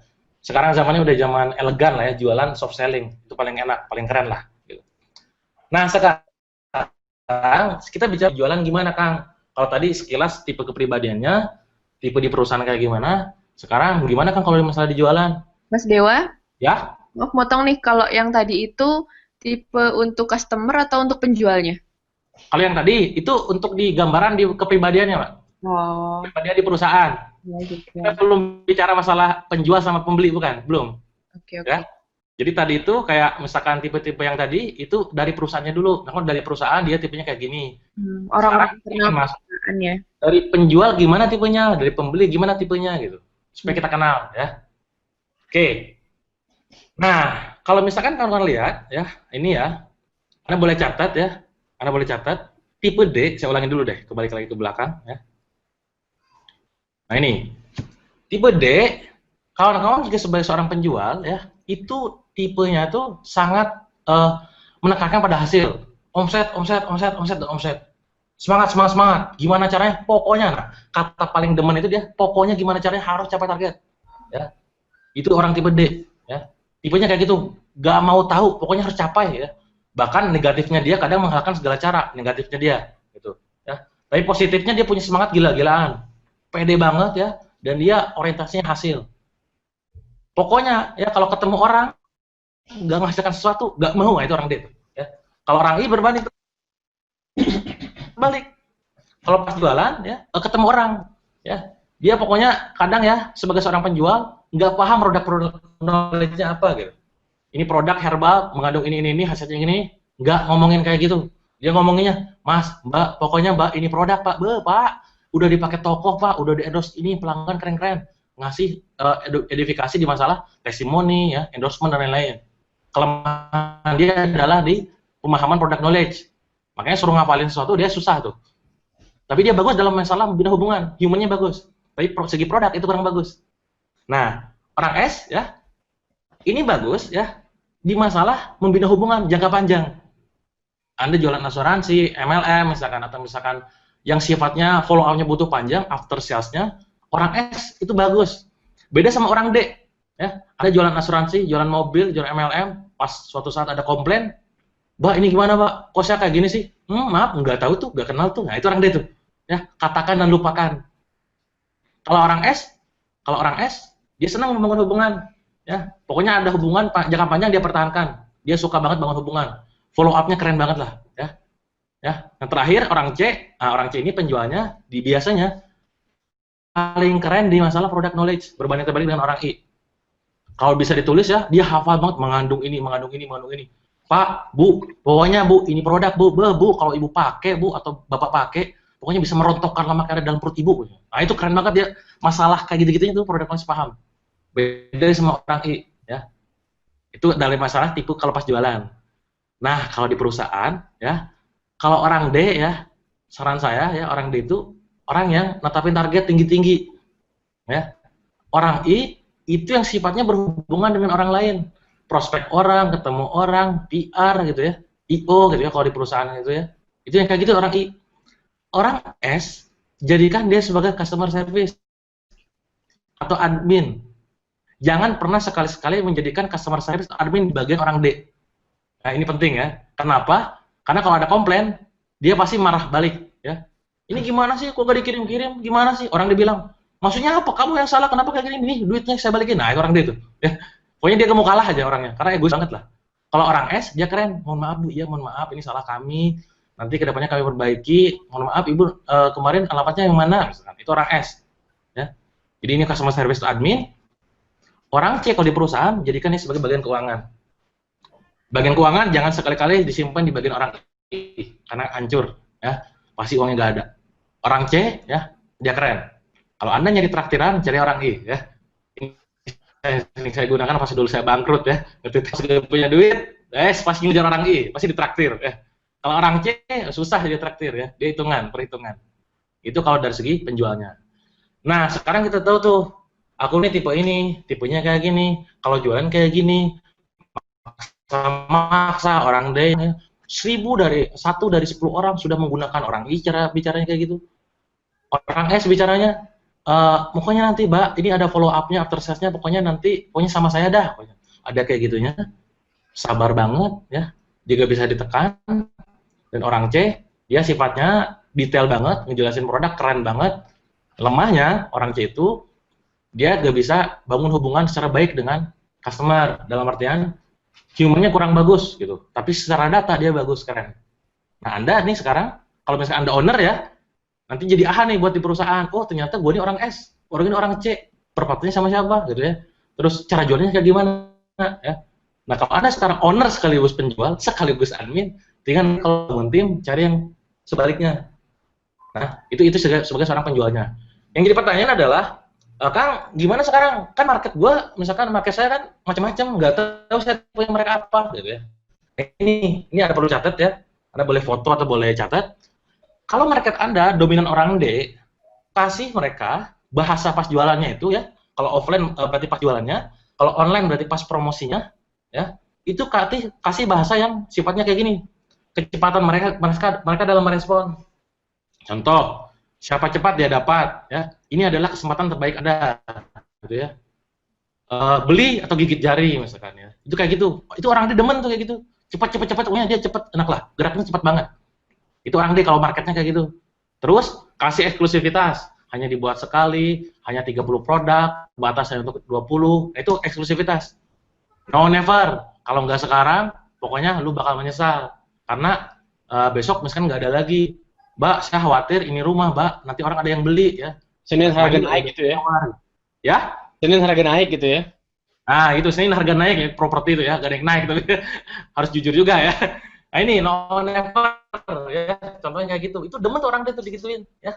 Secara alam bawah sadar, pikiran bawah sadar mereka gerak. Oh iya, ambil gitu ya. Itu orang D. Keterbatasan hanya 50 ya. Tapi please ya yang namanya keterbatasan itu benar-benar terbatas ya. 5, 3, 10, 30, 50. Pokoknya di bawah 50 itu bukan terbatas lagi gitu. Ini saya pernah dapat teman saya ya, ngadain seminar ya sama pembicara. Ngadain seminar, pembicaranya 1000 ya. Dia ditulis di pamflet itu di situ terbatas untuk 1000 orang. Saya tanya, Mbak, Mas, yang bilang terbatas dari mananya? 1000 itu bukan terbatas. Itu blunder saya bilang. Ya, ternyata benar pas ngadain promosi, ternyata yang daftar dikit, nggak ada keterdesakan. Terus saya sarankan, kalaupun mau kata-katanya kayak gini, akan dihadiri oleh 1000 orang. Anda bisa bertukar kartu nama, bertukar peluang usaha, ya, jadi sana prospek Anda, ya, bisa jadi jodoh Anda itu. Bahasanya kayak gitu, bukan terbatas gitu, 1000 itu. Ini khawatir jadi blunder. Nah itu contoh keterbatasan. Lalu keterdesakan itu, ya tadi ya, bonusnya hanya untuk berlaku hari ini, besok bonus hangus misalkan. Gratis ongkir hanya berlaku hari ini. Itu keterdesakan ada sesuatu orang D untuk bergerak hari ini gitu, nggak nunda lagi besok. Ya. Ingat kawan-kawan, masalah terbesar sama penjualan, penyakit pembeli itu kalau nggak nunda nolak ya. Besok aja deh, nanti aja deh. Nunggu nanya istri, nanya suami, nanya orang tua, ini dah. Si orang D ya, kalau dikasih kayak gini keterdesakan, dia langsung action gila-gila, ya, gila-gilaan. Dia beli tuh langsung. Ini bahasa orang D kalau pas jualan, ya. Pas copywritingnya nanti kalau pas online mainkan kata-kata ini. Itu orang D ya. Lalu orang I, nah ini pakai bahasa mereka, sekali lagi pakai bahasa mereka. Mereka orang yang suka dengan kata-kata kesempatan menarik, peluang terbatas. Ya, testimoni pelanggan, cantumkan testimoni pelanggan sudah suka ya, yang sudah berhasil atau misalkan yang merasa dia manfaat produk kita, yang cantumkan testimoni pelanggan. endorsement toko, kalau Anda punya akses ke toko-toko ya, foto-foto dengan toko, ada testimoni dari toko, nah itu nyasar orang itu kebutuhan orang bawah sadar. Ya. Terus ada diskon banget ya. Ingat ya, orang itu tadi ciri-cirinya apa? Dia gak bisa ngatur duit ya. Kalau dikasih diskon bonus gratis dia sikat tuh. Ya. Itu peluang buat kita, celah buat kita ya. Ya, ada busuk juga di sini ya. Nah, terakhir kasih cerita menarik ya, menyentuh hati, lucu, dia senang banget tuh dengan cerita. Jadi pas promosi itu kasih cerita ya, cerita apa yang lebar ya, ini copywriting banget kalau di online ya. Di ujung-ujungnya jualan, soft selling gitu ya. Itu senang tuh. Kalau orang dia itu gak suka cerita panjang ya. Dia pengen itu langsung to the point, dijual gini-gini langsung to the point, disikat tuh. Nah, nanti hanya buat kawan-kawan pas jualan, pastikan pas jualan di online terutama ya, Facebook kah atau misalkan web artikel, jangan pakai gaya bahasa satu. Misalkan cerita-cerita mulu. Ingat, market kita nggak cuma butuh cerita, ada yang butuh to the point. Kalau misalkan kalian pernah baca buku Made to Stick ya, saya direkomendasikan sama Mas Jaya itu saya baca. Ada salah satu unsur di sana yang saya suka adalah ini apa namanya? Keterkejutan ya. Kalau orang udah baca pola kita ya, pas jualan, wah ini cerita-cerita paling jualan. Pokoknya dewa cerita pasti ujungnya jualan. Jangan sampai begitu. Suatu ketika misalnya kita kasih cerita lucu ya, ada cerita menyentuh hati ya, terus cerita misalnya agamis, misalkan spiritual. Sekali-kali kasih yang langsung to the point, ada kayak gitunya. Ada ya, di mana itu bakal baca pola. Kalau misalkan saya misalkan nih, saya dulu pas nulis buku ketiga, broadcast, jualan. Mungkin pas broadcast ke-8, ke-6, seberapa gitu ya, langsung si Dewa nih broadcast pasti jualan. Langsung membaca dia pola. Di Facebook nih buat status ya. Cerita, pasti dia tuh ujungnya pasti jualan, pasti kebaca. Makanya rusak pola tersebut dengan cara menggunakan bahasa mereka. Kali-kali orang D, kali-kali orang E. Yang kedua ya. Berikutnya yang ketiga, orang S, kasih penekanan pada yang namanya kenyamanan, kemudahan, perbandingan, empati, garansi, dan jaminan. Jadi pas misalkan Anda jualan di offline maupun online, sebutkan kata-kata ini. Bu, ini Bu buat Ibu nyaman ya. Pokoknya Bu ini mudah banget lah buat Ibu misalkan. Bandingkan, Bu sama dulu juga saya begitu. Tapi sekarang beda. Kasihkan perbandingan, ada empatinya. Saya bisa merasakan apa yang Mbak rasakan karena saya pun dulu begitu misalkan. Itu ada empatinya. Itu senang ke orang S. Oh gitu ya Mbak gitu. Ya saya juga begitu Bu dulu. Ya gimana ya Mbak? Saya juga menderita banget. Tapi setelah saya begini, akhirnya sekarang saya begini. Saya begini karena saya menggunakan produk ini. Nah itu ada empatinya dulu sebelum kita ngasih solusi. Ada empatinya dulu. Ada garansi, ada jaminan. Itu orang suka banget ya orang S. Ya. Ini kalau main copywriting, mainkan kata-kata ini. Pas jualan langsung itu bisa digunakan. Jualan online via BB ya, via WA, via Line gitu ya. Anda bisa gunakan juga. Itu orang S. Senang banget. Dan orang S itu biasanya orang yang suka nunda-nunda, karena kebiasaan dia pribadi pun suka nunda-nunda gitu. Maka pas jualan biasanya nanti deh pikir-pikir dulu, nanti deh tanya istri dulu, tanya ibu dulu, tanya apapun dulu misalkan ya. Nah makanya kita harus langsung instruksi dia ya. Misalkan kayak gini, saya harus tanya istri dulu, Anda langsung tanya gitu ya. Bu, Pak, kira-kira Pak dalam keluarga itu yang menentukan keputusan itu dalam masalah pembelian istri atau suami ya kan? Suami Mas. Nah, kira-kira Pak, kalau misalkan Bapak putusin kayak gini, harus nunggu ke istri dulu nggak? Ya enggak juga sih. Nah, kira-kira Pak, kira-kira Pak, kalau misalkan kayak gini, Bapak nanti tadi kan berminat untuk yang ini sama yang ini nih. Mau pilih yang warna mana? Yang ini atau yang ini? Nah, harus diinstruksi kayak gitu. Karena orang S biasanya suka nunda-nunda tuh. Makanya harus diarahkan. Nah, dengan cara apa? Kasih penekanan pada 6 poin ini. Kenyamanan, kemudahan, perbandingan, empati, garansi, dan jaminan. Itu orang S. Yang terakhir itu penekanan pada, ini orang C ya. Nah ini penting, di dalam brosur Anda ya, dalam artikel Anda, landing page Anda, Facebook Anda, segala macam, kasih kata-kata seperti ini ya. Alasan kenapa Anda harus beli. Apa keuntungan yang Anda dapatkan, harga dirinya sekian, jumlah uang yang dihemat berapa, kualitasnya gimana, data dan faktanya kayak gimana. Orang C suka banget ya, bahasanya kayak gitu. Nah pertanyaan gini, Kang, saya kan marketnya nggak tahu dia tipe S, tipe C, I atau D gitu kan. Gimana dong? Makanya gunakan semua bahasa. Kecuali Anda sudah tahu market Anda siapa. Oh rata-rata market saya itu orang yang sifatnya misalkan orang kedokteran, orang sifatnya data banget, gunakan bahasa data semua, orang C semua. Cuman saran saya, kalau pas jualan lebih baik gunakan semua bahasa. Kalau saya pribadi nih, kalau misalkan buat copywriting ya, Pasti saya dapat orang I, kan S itu ada yang namanya jaminan atau garansi atau kenyamanan, kemudahan akses membeli, cantumkan WA, cantumkan LAN, cantumkan PIN BB, cantumkan website segala macam. Orang D siapa cepat dia dapat beli atau gigit jari, semua samainkan, ya, supaya kawan-kawan closing lebih tinggi, ya. Nah, itu dari segi sekarang kita udah mengenal nih siapa penjualnya, ya, kita nih kayak gimana tipenya, pembelinya kayak gimana. Oh, ternyata pembeli itu beda-beda karakternya. Anda pun masih bisa merasakan ya, Anda tipe apa itu kalau pas dijualin, dikasih brosur, dijelasin panjang lebar. Kalau orang tipe C nih, nggak ngaruh tuh. Gue pokoknya harus ada data, dikasih data setumpuk dia baca. Ya, kita baca misalnya. Itu orang C ya. Orang D, apanya nggak ambil kesempatan itu. Itu produknya apa? Enggak mau, gue beli aja deh pokoknya. Itu orang D. Kadang nggak mau tahu produknya apa, dia beli aja. Dia trust banget lah sama kita. Gitu. Nah sekarang, saya pengen sharing ya di waktu yang tersisa ya. Pengen sharing tentang teknik-teknik jualannya kayak gimana gitu ya. Nah, ini yang saya sharing di buku. Kalau kawan udah baca bukunya masih paham ya. Ada 30 teknik yang saya sharingkan di sana. Teknik 1 sampai 10 Anda bisa lihat di layar ya. Pertanyaan pilihan sampai ABC ya. Ini tekniknya ya, Anda bisa foto. Ini yang pertama 1 sampai 10. Teknik kedua 11 sampai 20 ya. Ubah kata itu copywriting, perbandingan, cross selling, tukar tempat, cek stok sampai tunjukkan manfaat. Ini ya, 11 sampai 20 ya. 21 sampai 30, 1 2 3 before after no, menguji jawaban ya. Menguji jawaban ini ya. Kan ada jualan, jangan cuma jadi beli produknya enggak gitu. Nah, pertanyaan enggak di akhir itu udah membuat kesempatan bagi orang lain untuk tidak membeli. Kalau misalkan kita udah dekat sama pembelinya ya, udah bangun trust, pertanyaan Mbak, kemarin kan Mbak baru jadi yang nah, ini tuh menguji jawaban ya. Beda kalian nanya gitu ya.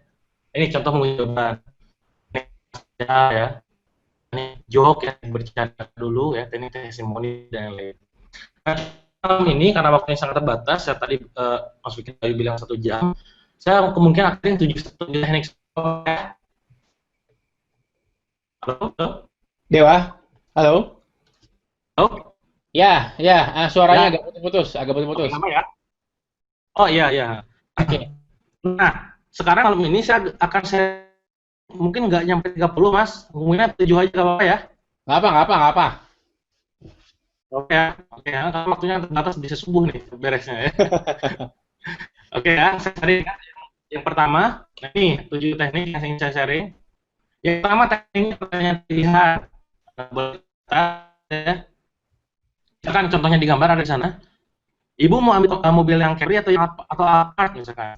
Si ibunya bilang, si calon prospeknya KMD misalkan. Yes, closing. Karena dia ngasih kesempatan buat dia closing. Kalau pertanyaan yang salah lagi, contoh. Misalnya juga sebagai reseller ya, produk, jualan. Gimana Mbak? Jadi beli enggak? Prospek bilang, oh enggak jadi Mbak. Resellernya bilang, udah deh Mbak, mewek gitu. Karena salah nanya gitu. Jadi beli enggak? Ya enggak gitu. Salah gitu. Intinya adalah, kawan-kawan di Indonesia ya, pengusaha yang sekarang lagi jualan, hobinya jualan, jangan kasih kesempatan si prospek kita untuk menjawab enggak gitu. Contoh gini, gimana Mbak jadi beli enggak gitu kan? Oh nggak jadi Mbak, misalkan. Ya udah deh nggak jadi gitu kan? Karena salah nanyanya.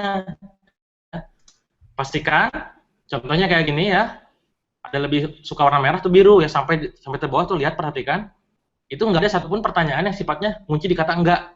Pasti pilihan. Ini yang saya maksud ya, pertanyaan pilihan. Nah, yang ini saya sharing sekarang, ini pas saya kemarin di Bandung ya, ini kisah nyata, studi kasus, saya ambil salah satu merek aja. Pas saya di Bandung itu, pas saya capek ya, di mall, saya turun, saya beli jus tuh. Pas saya datang si SPG-nya bilang, mau yang segar atau mau yang enak Kak, katanya. Oh, ya, saya kaget juga kan, mau yang segar atau yang enak gitu. Terus saya bilang, mau yang segar Kak? Oh kalau yang segar, itu vitamin booster, kata dia. Oh yaudah deh yang itu aja. Ya, ingat perhatikan kawan-kawan.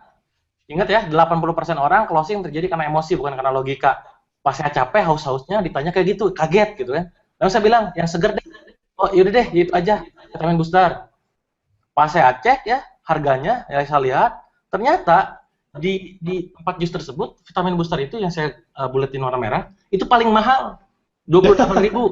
Kena deh gitu ya. Padahal di yang lainnya itu menunya cuma 5.000, 8.000, 10.000, 15.000 gitu. Karena pertanyaan pilihan tadi mau yang segar atau yang enak? Yang segar. Oh, kalau yang segar dia langsung merekomendasikan vitamin booster aja. Ya udah deh, saya bilangnya. Pas saya lihat harganya, oh 28.000, kena juga gitu kan. Itu wajar, itu udah biasa di masalah penjualan. Misalkan kita saling ridho, ya jadi masalah gitu kan. Itu namanya teknik pertanyaan pilihan. Ya, semoga bisa dipahami ya. Contohnya ya. Bisa, lanjut. Oke. Nah, yang kedua itu teknik kelangkaan. Nah, Anda bisa cek di gambar. Mas, stok sepatu merek New Balance-nya masih ada nggak? Oh, ada Mbak, tapi tinggal 2 lagi. Loh, itu yang Mbak ini numpuk di belakang banyak Mas. Aduh, ketahuan. Nah, ini penting ya, kawan-kawan. Saya banyak penjual, kalau pas jualan itu sok pura-pura langka gitu. Padahal sebenarnya stoknya banyak gitu. Ya. Makanya ini harus penting juga bagi kawan-kawan yang jualan, ada value yang dihadirkan, dalam artian value yang kita pegang teguh. Nggak boleh bohong, itu intinya. Nggak boleh bohong. Kalau langka ya sebut langka, kalau enggak ya sebut enggak. Kalau masih banyak, Anda jangan pakai teknik kelangkaan. Ya. Pakai teknik yang lainnya. Teknik ikut-ikutan, nanti ada social proof atau lemming effect. Ya. Kalau teknik kelangkaan ya memang kalau benar-benar udah langka. Jangan sampai kayak gambar di sini. Ngomong langka tinggal 2 tapi di belakang masih banyak. Nah, contoh. Ya. Nah, Kang, apa saja yang bisa dibuat langka? Anda bisa baca di depan ini, ya, slide-nya.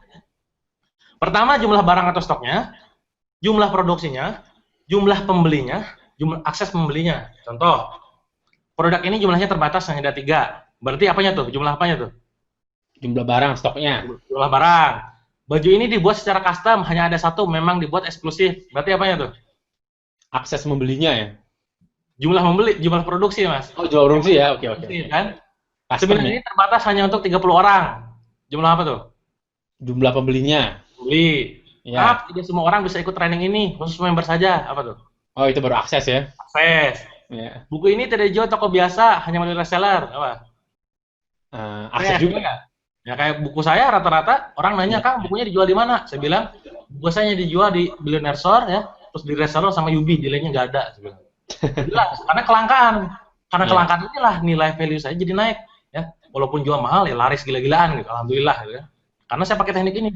Ini rahasia dapur sebenarnya. Tekniknya gitu kan. Nah, Kang, contohnya gimana? Itu banyak ya. Anda bisa pakai teknik ini selama Anda memang produknya langka atau produksinya langka, pembelinya dikit atau akses pembelinya dibatasin. Ya. Silakan pikirkan apa yang menjadi ahad di teknik ini. Ya. Itu yang kedua. Ketiga, no or never. Nah, ini teknik no or never. Ya, contoh ya. Contoh di gambar. Voucher diskon hanya berlaku untuk hari ini, 50%. Terus yang si ibu-ibu tergoda ya, belanja lagi Nah, ini. Ingat ya, si orang pembeli ya, itu penyakitnya cuma 2. Nunda-nunda sama nolak. Nunda-nunda kayak gini. Nanti aja deh. Tanya suami dulu, tanya istri dulu. Belum butuh pikir dulu deh. Nanti saya hubungin lagi ya, dan lain-lain. Wah, sejenis lah, pokoknya kayak gitu. Nah, teknik now or never bisa ngunci ini semua. Nah, contohnya kayak gini ya.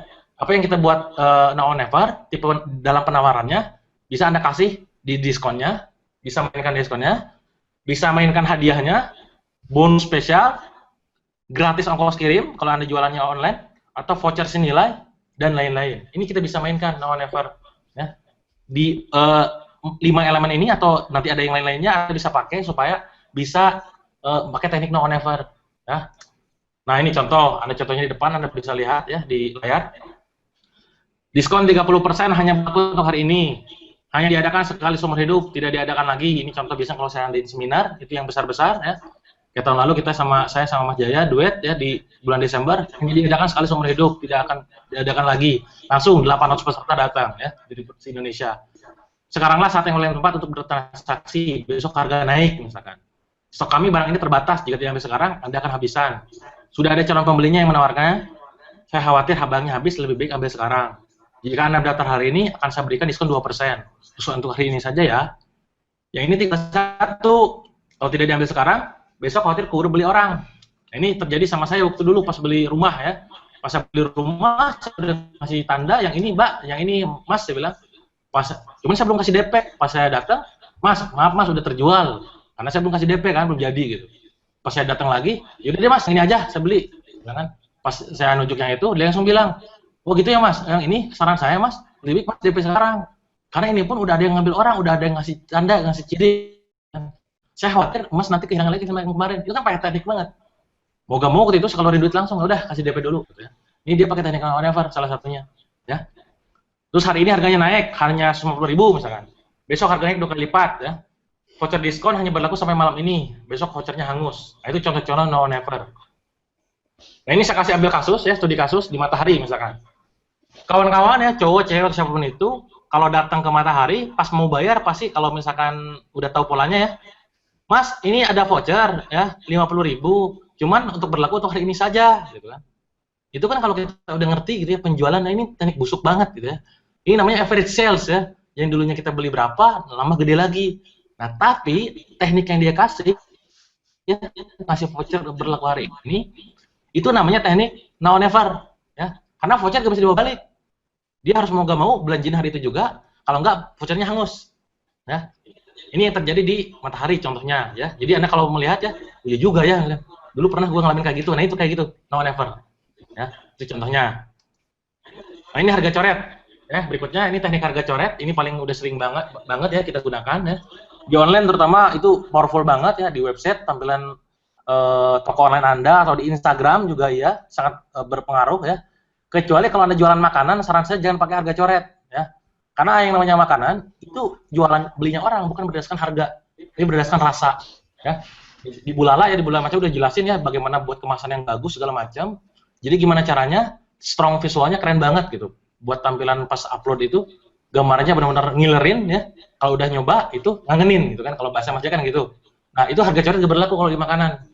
Tapi kalau bahasa di kayak fashion gitu kan, jualan apapun itu yang lainnya selain itu pakai harga coret ya. Contoh 10.000 jadi 90.000, terus 75 jadi 60.000 dan lain-lain. Nah, ini salah satu buku saya yang saya tulis bersama Moti ya, Motivatwit. Waktu itu pas tanggal 11 bulan 11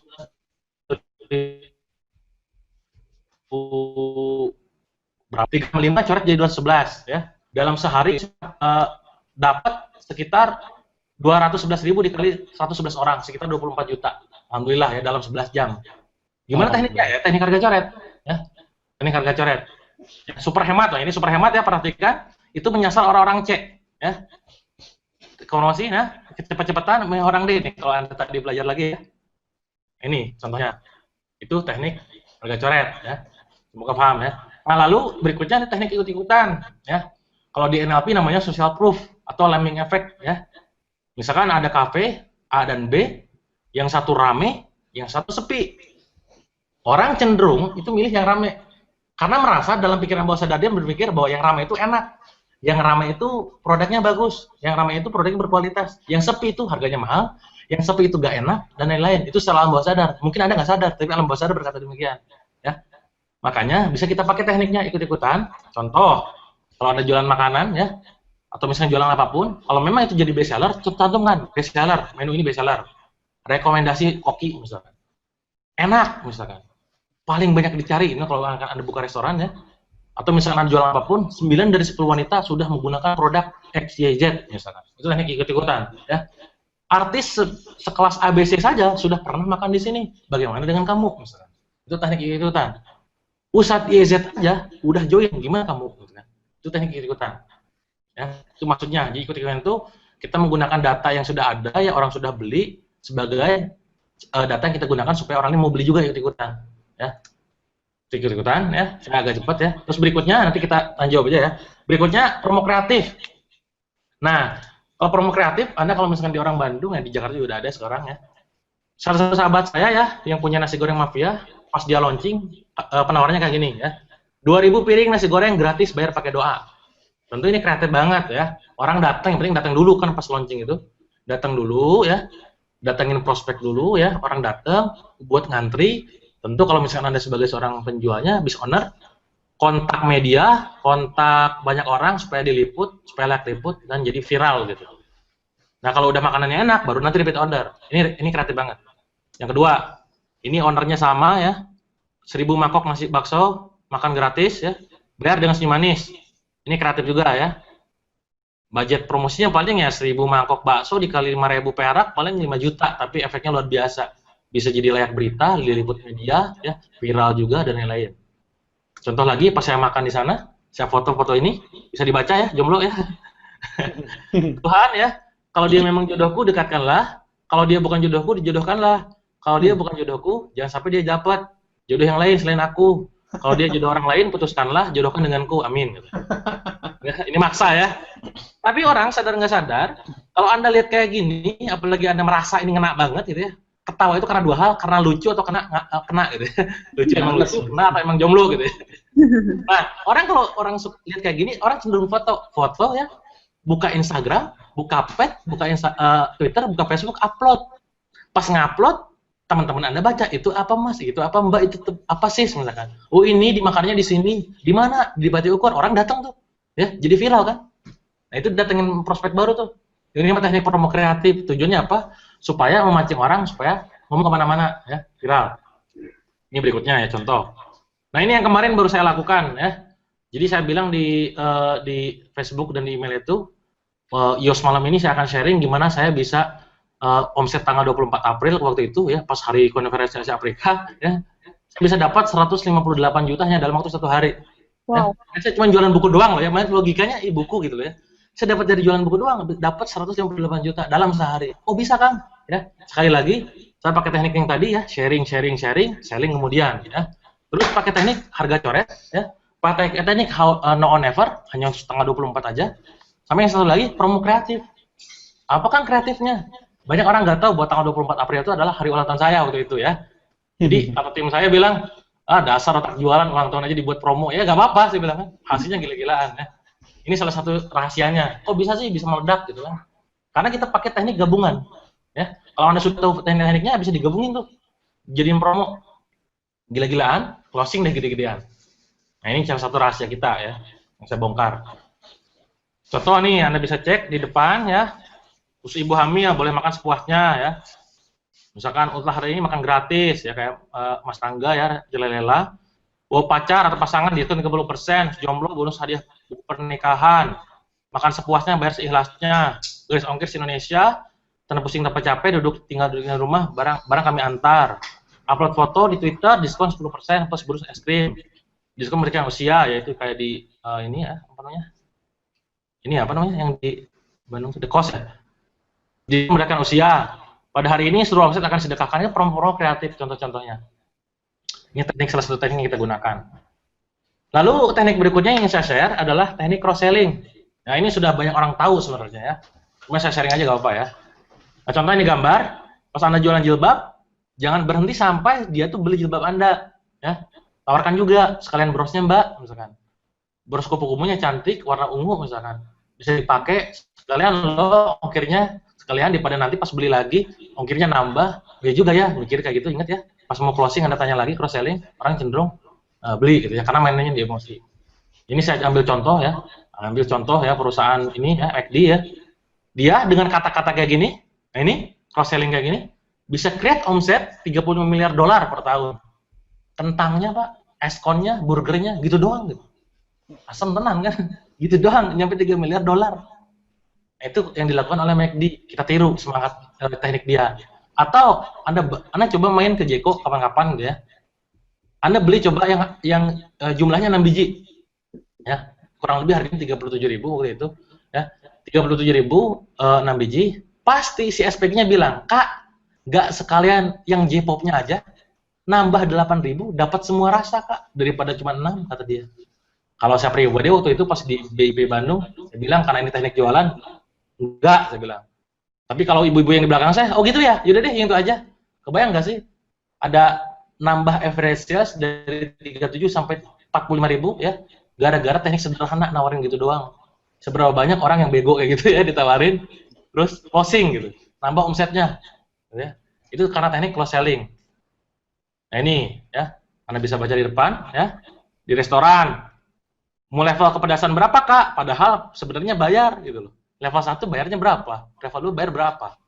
Fashion, mau sekalian brosnya, powerbanknya, supaya gak balik-balik ke sini. Mau sekalian kaosnya Pak?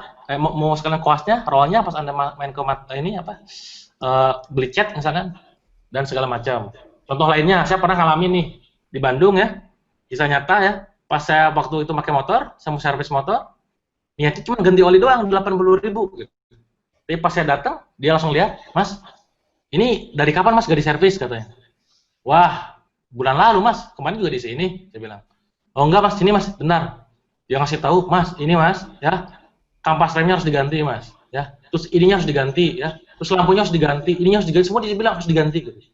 Kenapa? Karena gimana mas kalau kampas remnya nggak diganti, pas mas ngebut, khawatir remnya nggak plus, masnya nabrak ya gimana? Khawatir ke masnya, saya bilang. Dia main teknik emosi banget.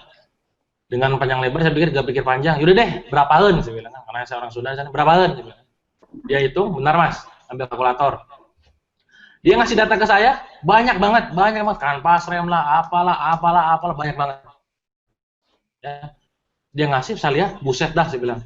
Banyak banget pak, saya bilang. Banyak banget mas. Ya gimana mas, kalau nggak diganti semua, macam bisa bahaya kan. Wah sialan banget nih orang, kan. Mekaniknya sialan banget lah. Pokoknya. Terus pas waktu itu, yaudah deh, berapa? Saya bilang totalnya. Bentar mas ambil kalkulator. Itu kita hitung, ternyata pas angka keluar, angkanya adalah 1.200.000. Ya, kawan-kawan ya. Itu saya cuma ganti oli, ya paling 80.000 maksimal banget. Gitu ya. 1.200.000. Terus saya mikir, oh benar, saya cek dompet dulu. Pas di dompet waktu itu cuma 600.000, saya bilang, aduh mas saya nggak punya duit. Saya bilang, ya berapaan lah saya cuma duit 600.000. Ya, si mekaniknya langsung ke bagian kasir, ambil pulpen, ada kalkulator, coret. Udah mas, ini nih yang mendesak harus hari ini kita ganti. Total itu 625.000, kawan-kawan ya. Jadi tetap aja walaupun nggak gitu, tetap closing 600 gitu. Pas saya cek, ya oke lah, di dompet ada 100.000, saku saya ada 50.000. Ya udah deh, saya bilang ganti semuanya, saya bilang. Nah, coba pikirin ya.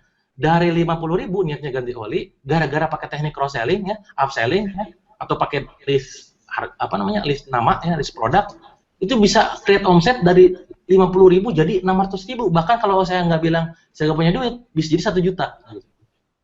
Nah, ini bisa Anda pakai dalam pas jualan ya. Pakai teknik cross selling, upselling, down selling, apapun itu namanya. Intinya adalah tawarkan sebelum closing produk yang lain. Itu intinya, itu poinnya. Semoga bisa dipahami ya. Oke, berikutnya ya, waktu juga ya. Berikutnya adalah tanya balik. Nah, ini. Contoh, harganya 5 juta, Bu. Hah, mahal amat katanya kan. Terus kita bilang, "Loh, bukannya Ibu menginginkan produk yang lebih berkualitas?" Ya juga sih. Yaudah deh, ambil aja yang itu misalkan. Nah, ini contoh-contoh Anda bisa cek di depan ya. Bukan yang ini ya. Nah, ini. Pas orang bilang mahal, ya Anda jangan bilang, "Emang dari sana ya, Mbak, mahal." Nah, ini salah ya. Bilang, "Oh iya, Bu, emang mahal. Tapi mohon maaf Bu, Ibu pernah membandingkannya dengan yang mana? Emang mahal Bu, sebentar Bu, bukankah Ibu menginginkan produk yang lebih berkualitas? Menurut Ibu nih, kira-kira harga yang pantas untuk produk ini berapa? Jika kami dapat memberi Ibu sesuatu yang hampir sama dengan harga yang lebih rendah, apakah Ibu mau mengambilnya?" Nah ini, tanya balik, jadi jangan berhenti di Anda. Wah mahal, emang di sana Bu mahal dari sananya, ini salah ya. Pakai tanya balik. Contoh berikutnya, nggak butuh misalkan. Mas nggak butuh mas. Tanya ya. Mungkin sekarang Bapak nggak butuh, tapi apakah Bapak berarti tidak membutuhkannya? Bentar Pak, bentar. Bapak bilang tiba-tiba nggak butuh aja nih. Apakah Bapak sudah tahu hasil dari hal ini? Misalkan. Menurut Bapak, kalau udah mentok banget nih misalnya. Menurut Bapak, siapa teman atau saudara Bapak yang membutuhkan produk ini? Tanya balik. Sampai kita tanya lagi gitu. Ini maksud tanya balik ya. Gak punya uang Pak, gak punya uang Mas, gak punya uang Kang. Justru itu Pak. Apakah Anda ingin punya uang lebih banyak? Ini kalau misalnya kita nawarin seminar yang motivator banget ya. Justru itu, ya. Anda ingin punya lebih banyak uang kan? Ya iya, makanya kita tawarkan produk ini gitu. Supaya ada peluang ini misalkan. Kalau seandainya saya kasih gratis, mau. Nah, tapi ada syaratnya ya. Ngajak orang lain supaya beli juga gitu. Referensi namanya ada gitu. Jika kami bisa mundur waktu pembayaran setahun lebih ramah atau menurunkan harga cicilannya, apakah mau ngambil? Kita tanya balik. Intinya adalah kalau pas kita ada keberatan, tanya balik itu kuncinya. Ya. Nah, berikutnya ubah kata ya. Gunakan ubah kata harga jadi investasi ya. Kalau misalkan Anda jualan harga-harga tinggi, kecuali kayak jualan makanan ya harga aja apa gitu. Kalau jualan kayak yang tinggi-tinggi jasa apa yang tinggi-tinggi harganya, kasih investasi bahasanya. Beli pakai kata miliki ya. Saya punya produk ini, enggak, saya punya solusi untuk mengatasi hal ini, solusi ganti. Mahal banget tuh, mahal tuh kayaknya kesannya mahal banget. Kasih tinggi, harganya ini investasinya cukup tinggi ya. Padahal harganya mahal itu loh. Bahasa aslinya harganya mahal, cuman investasinya cukup tinggi. Nah ini copywriting, intinya di copywriting ya. Anda bisa cek di depan, ini saya pas dulu puasa nge-tweet, itu saya bingung mau ngapain, pengen sharing tapi gak bisa caranya ya. Di Facebook juga gak ada yang nge-like, gak ada yang share, gak ada yang komen. Justru saya merasa sedih gitu ya. Pada akhirnya saya berpikir, saya modeling orang, ya gimana caranya supaya orang ngebaca, share, like, saya nemu polanya ya. Anda perhatikan yang di kiri ya, yang jangan cuma kejar rupiah, share-nya 57 ya. Yang bagian kanan, share-nya 46 ya. Yang kiri 74, yang kanan 101 ya, bayangkan, berarti viralnya nyampe 101, yang kiri 32, yang kanan 24, nah ini yang terakhir 93 share. Ketika saya udah nemu polanya dalam copywriting di Facebook ya, karena saya orang baru banget di Facebook, saya jarang aktif di Facebook, oh ada polanya ternyata, itu pakai teknik copywriting, ubah kata ya. Copywriting ingat ya, segala sesuatu yang berhubungan dengan kita mempromosikan barang, produk, branding, atau apapun itu, yang sekiranya bisa orang lain mengikuti apa yang kita inginkan ya. Ini contohnya ya. Jadi kalau pas jualan pun bisa Anda gunakan, terutama online ya, mainkan copywritingnya. Nah, ini mohon doanya kawan-kawan, saya sedang nulis buku ini sekarang ya. Insya Allah launching tanggal 20 ya. 20 Mei 2015 ya. Jadi isinya tuh insya Allah contekan semua lah. Copywriting saya ya, copywriting kawan-kawan saya ya, yang analisa saya dalam studi kasus saya masukkan di sana supaya kawan-kawan bisa contek dan gak usah mikir lagi ya. Contek habis sampai laris, udah gak usah mikir, pusing ya. Yang simpel-simpel aja lah. Nah, ini target saya, lumayan rada gila ya. Terjual 10.000 eksemplar sebulan setelah launching. Ya. Mohon doanya ya. Kemarin saya target 3.000 capai, jadi 2.000, sekarang lumayan rada gila, 10.000 eksemplar. Harganya nggak mahal, nanti kurang lebih harganya 79.000 ya. Kawan-kawan yang sudah tahu buku saya yang sebelumnya, ya kualitasnya kurang lebih mirip lah kayak gitu. Ya, mohon doanya. Nah, berikutnya, teknik berikutnya, testimoni ya. Sepatunya keren, bajunya cantik, enak, ini testimoni ya. Tapi testimoni yang bagus, sekali lagi testimoni yang alami, yang kata Mas Jaya itu bilang alamiah ya, jangan kita maksa gitu ya, Pak testimoninya dong gitu ya, gimana dong, ini enggak bagus ya. Nah, ini contoh, ini buku-buku saya pas training seminar, wah testimoni banyak banget masuk ya, alhamdulillah ya, bisa berdampak untuk kawan-kawan di Indonesia, semoga salah satunya juga Anda gitu ya. Ini salah satunya testimoni. Kenapa? Apa sih pentingnya testimoni? Karena gini ya, ada yang namanya hierarchy closing ya. Kalau kita gambarkan, di paling atas itu ada yang namanya artis ya. Artis itu kalau jualan apapun itu pasti laris. Walaupun produknya jelek ya dalam tanda kutip ya. Karena dia udah tinggi banget dari hierarki. Kedua ahli di bawahnya tuh ya. Misalkan nih artis itu gimana, kayak semacam kayak Lila Firna sekarang sebetulnya nama ya. Mas Teguh Wisnu dan kawan-kawan jualan produk kok laris. Gue jadi artis, udah tinggi banget, fansnya banyak. Di bawahnya artis itu ada yang namanya ahli ya. Ahli itu gimana? Dia dikenal di golongan tertentu saja. Kalau di jualan, ngomong apapun, selama orang dia menganggap dia pakar di bidang itu, orang pasti dengerin. Nah, yang di bawahnya lagi, customer. Customer ya. Orang makanya kalau beli produk, terus mencoba sesuatu, dia ngomong, orang cenderung percaya sama dia. Ini contoh nih, di layar Anda, testimoni customer saya, pembaca buku saya. Anda cenderung percaya ngeliat ini, daripada saya cuma ngomong doang. Ya. Nah, di bawah itu ada yang namanya, bukan siapa-siapa. Kita di hadapan market kita itu, artis bukan, tokoh bukan, ahli enggak, customer temennya customer juga bukan, ya gimana mau closing gitu. Nah makanya ada yang namanya testimoni untuk menongkrap hierarki closing tersebut. Itu filosofinya ya. Nah terakhir teknik yang saya sharing ke kawan-kawan adalah otoritas ya. Teknik ini membangun authority ya, self branding ya, yang memang butuh waktu yang sangat panjang kawan-kawan ya. Tapi apakah bisa? Sangat bisa ya. Ingat ya, orang beli produk karena penjualnya. Nah ini di otoritas, kawan-kawan akan membangun ahli di bidang itu. Contoh saya itu pribadi ya, saya branding jualan. Saya ngomong di produk jualan, orang rata-rata beli gitu. Karena saya bangun otoritas di sana.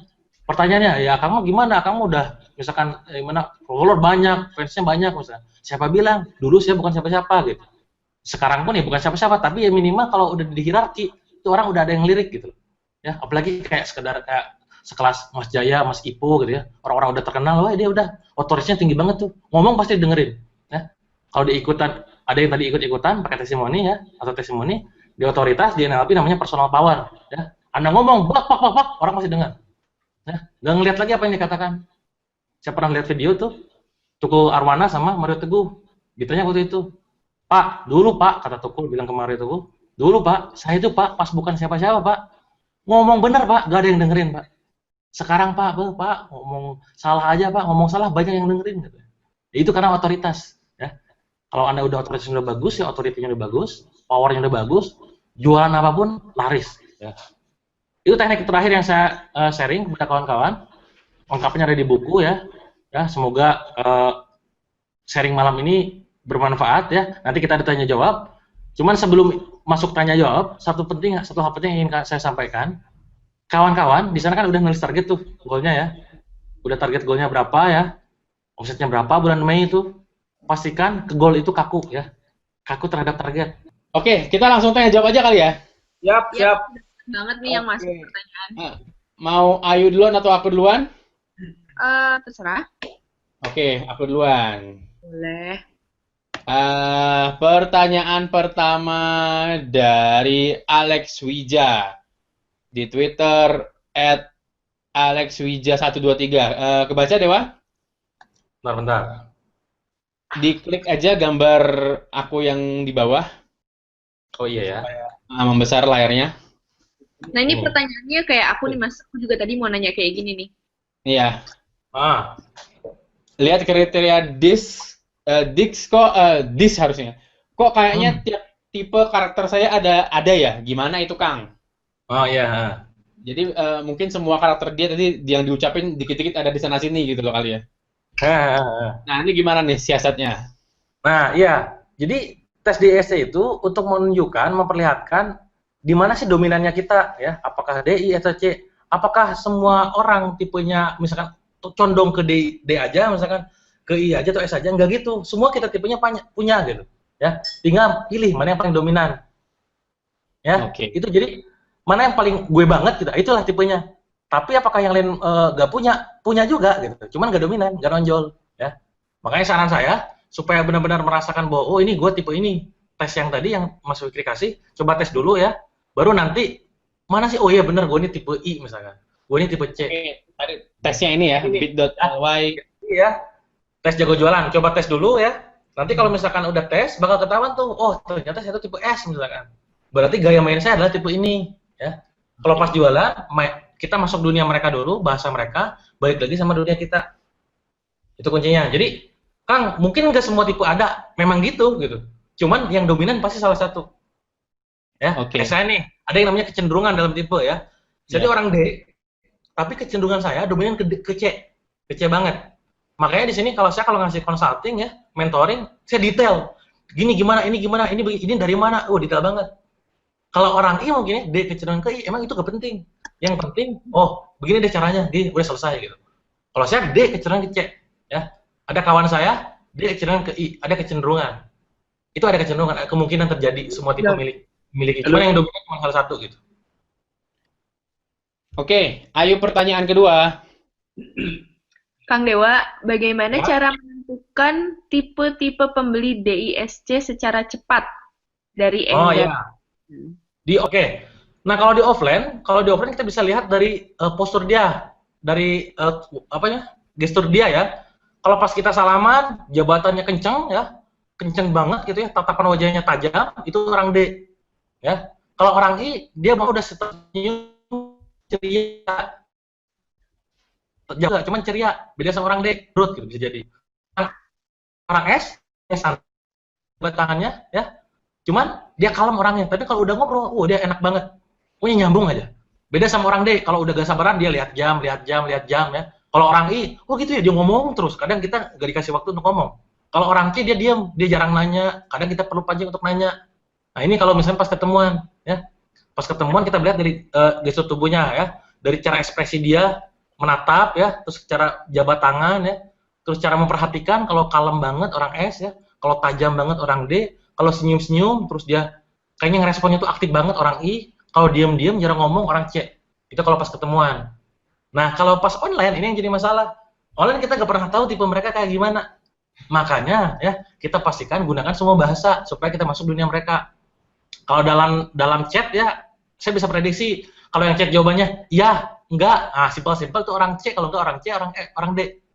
Kalau cerita panjang lebar ya, hobinya nelpon ya, senang nelpon daripada SMS-an, itu orang I.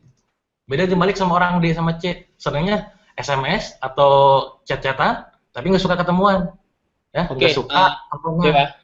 Ya. Dewa, kalau buku yang direkomendasikan atau mungkin website yang direkomendasikan untuk mempelajari uji atau teknik DIS ini di mana ya? Ada rekomend nggak ya judulnya? Kalau untuk DSC sebenarnya coba kalau nanti dicek yang di bagian buku saya di latar belakang di ini referensi ya, di dalam itu ada. Itu detail banget tentang DSC. Ya, di buku 30 hari ya. Ya, kalau di buku saya tuh cuman jelasin bagian masalah jualannya aja. Oke. Bisa jadikan buku tersebut, ada bukunya ya, kalau nggak salah ada 2 buku kok di Indonesia yang bahasa Indonesia ya, sifatnya tuh. Cuma itu keseluruhan banget dibahas tentang DSC-nya. kepribadian, karakter, bisa berubah atau enggak, gitu kan. Jualannya kayak gimana? Cuman jualannya dikit. Kalau saya sorotin bagian jualannya dan saya praktekkan di kehidupan, saya polakan. Jadilah kayak tadi. Gitu. Oke. Tapi kalau untuk masalah judulnya apa, nanti bisa dicek di bagian buku ya. Di bagian sebelum tes saya sebutkan di sana referensinya dari mana. Atau mungkin nanti waktu sharing rekaman ini di emailnya saya tulis deh. Nah, iya boleh. Oke. Pertanyaan selanjutnya, kalau saya termasuk orang pemalu, introvert, nggak pede, gimana cara jualannya ya? Nah, ini pertanyaan menarik nih. Persis sama saya. Orang bilang gini, Kang Dewa orangnya over pede atau misalkan malu-maluin, siapa bilang ya? Dulu sebelum saya tahu karakter saya apa, itu persis kayak gitu ya. Pemalu ya, introvert, diem, gak mau ngomong, diem aja. Tapi setelah saya sadar, oh nggak gini caranya. Saya harus manfaatkan ini. Makanya kawan-kawan, kalau saya pribadi enakan online daripada offline. Ya. Jualan saya kalau Anda cek, kalau Anda ketemu sama saya, mungkin kalau udah pernah ketemuan, kalau offline saya diem. Jarang ngomong, kalau ngomong gitu. Ya. Orang itu kayak gitu ya. Nah, kalau misalnya pas jualan, gunakan bahasa kita. Kalau kawan-kawan misalkan introvert, lebih baik main di online ya. Misalkan malu nih ketemu sama orang, main di online. Kan harus ketemuan ya. Kemarin saya ketemuan sama salah satu teman saya ya. Mungkin kawan-kawan kenal, namanya Jeff ya, Jeff Rally ya. Dia nulis 28 buku sudah 18 tahun. Pas saya ketemuan, orangnya pendiam ternyata ya. Jarang ngomong, tapi bukunya gila-gilaan, daging semua tuh. Ya. Oh, si Jefferly ya? Jefferly ya? Ya, jadi saya ketemuan sama beliau, oh itu nulisnya keren lah, 28 buku. Secara kapasitas masih 17 tahun. Ya, sekarang masih 18 Mas, kemarin saya 18 ya? 28 buku nulisnya jago, ya, copy writing-nya keren. Tapi kalau pas ketemuan, diam ternyata. Ya, itu beda kan? Dia memaksimalkan kekuatan dia, introvert, pemalu, dinulis akhirnya, bukan di ketemuan. Akhirnya profesi dia apa? Penulis buku, bukan pembicara. Kan? Kalau pas jualan ya bahasanya bahaya nulis, bukan ngomong ke orang, bukan online, bukan offline. Itu bisa dimanfaatkan buat kawan-kawan tadi ya. Kalau merasa introvert sama pemalu, main online aja, gak harus ketemuan kan? Oke. Ayo, pertanyaan selanjutnya yuk. Oke, dari @shilshila. Kalau kita jual sesuatu yang orang butuh, tapi itu bukan passion kita, bagaimana? Bagaimana cara menjadi passion ladang? Oh iya. Nggak jelas kayak yang terakhir. Bagaimana cara menjadikan passion ladang bisnis? Nggak jelas. Nggak jelas. Oke, tapi saya paham maksudnya apa gitu ya. Iya. Nah, gimana kalau kita jual sesuatu kalau kita jual sesuatu yang butuh, tapi itu bukan passion kita. Nah gini kawan-kawan ya. Banyak sekarang orang salah kaprah masalah passion gitu. Saya tanya sekarang passion itu apa sih gitu. Ya. Saya bilang kalau kawan-kawan pengusaha ya, datang ke saya rata-rata muka pusing, puyeng, stres itu karena dia tuh gak ada duit. Bukan masalah passion gak passion. Kalau udah ada duitnya, ada passionnya saya yakin. Benar gak? Nah, cuman kadang kita terlalu idealis ya. Mulai bisnis berdasarkan dari hobi. Kata siapa harus dari hobi? Memang benar. Paling gampang action pas awal itu dari hobi ya. Saya itu ya pas bangkrut ya, mulai pertama kali itu adalah konsultan tadi, Billionaire Coach. Karena saya hobi saya di situ sharing orang, sharing dengan orang lain, develop people, menulis dan lain-lain. Bisnis saya selanjutnya itu bukan hobi saya. Kalau Anda tanya harga buku percetakan, saya nggak ngerti itu apa. Bahan kaos apa, saya nggak ngerti. Itu bukan passion saya, bukan hobi saya. Makanya saran saya, kalau misalkan kawan-kawan jualan, itu ya, sekali lagi ya, mau idealis, mau kaya, atau mau gaya gitu. Mau gaya itu gini, saya harus berdasarkan hobi saya, begini-begini. Belum tentu laku. Lebih baik yang kayak tadi tuh persis. Ada marketnya, ya. Tapi kita nggak passion. Tapi cek, kalau ada duitnya pasti jadi passion.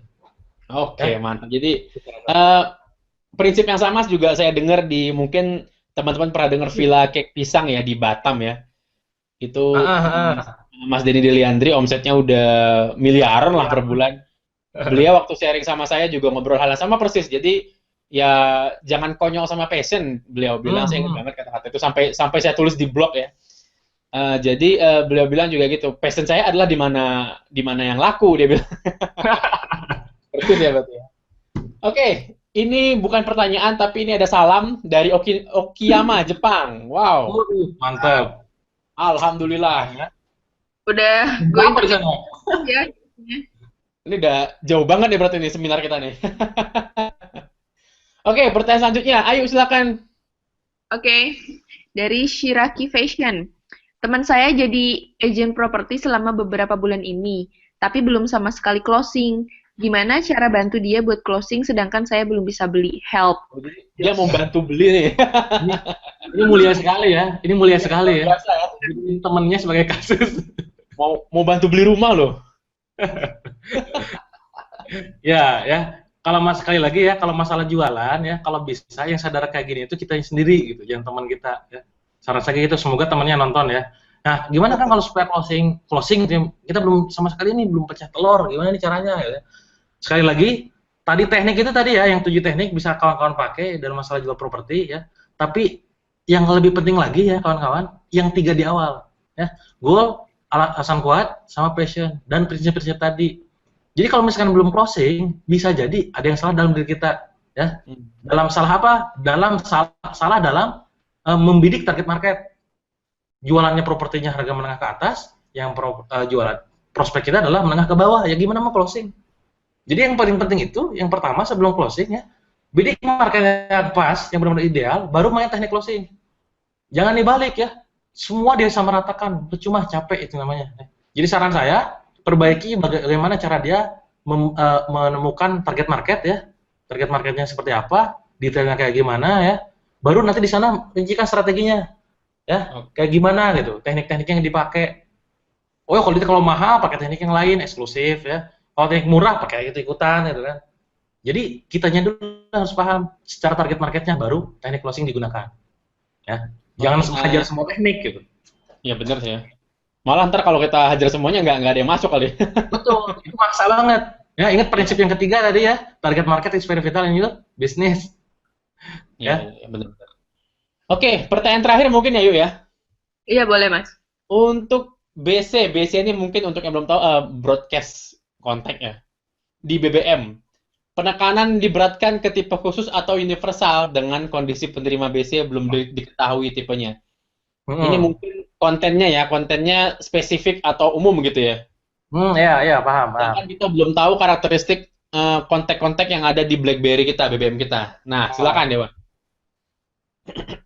Nah, kalau misalkan kita pas mau broadcast, ini nggak berlaku cuma di BB ya, di email juga ya. Di BB email sifatnya blast gitu. Nah, ini kita bisa pakai tadi bahasa mereka semuanya. Karena kan kita nggak tahu market kita siapa. Bahasa mereka kita pakai ya, setiap tipe. Terutama gini, kalau misalkan kawan-kawan pas promosi ya, entah itu broadcast atau misalkan blast email, dalam sebulan misalkan yang sering saya pakai itu, sebulan itu misalkan saya agendakan di email itu atau di BB itu misalkan 8 kali, asumsi seminggu 2 kali.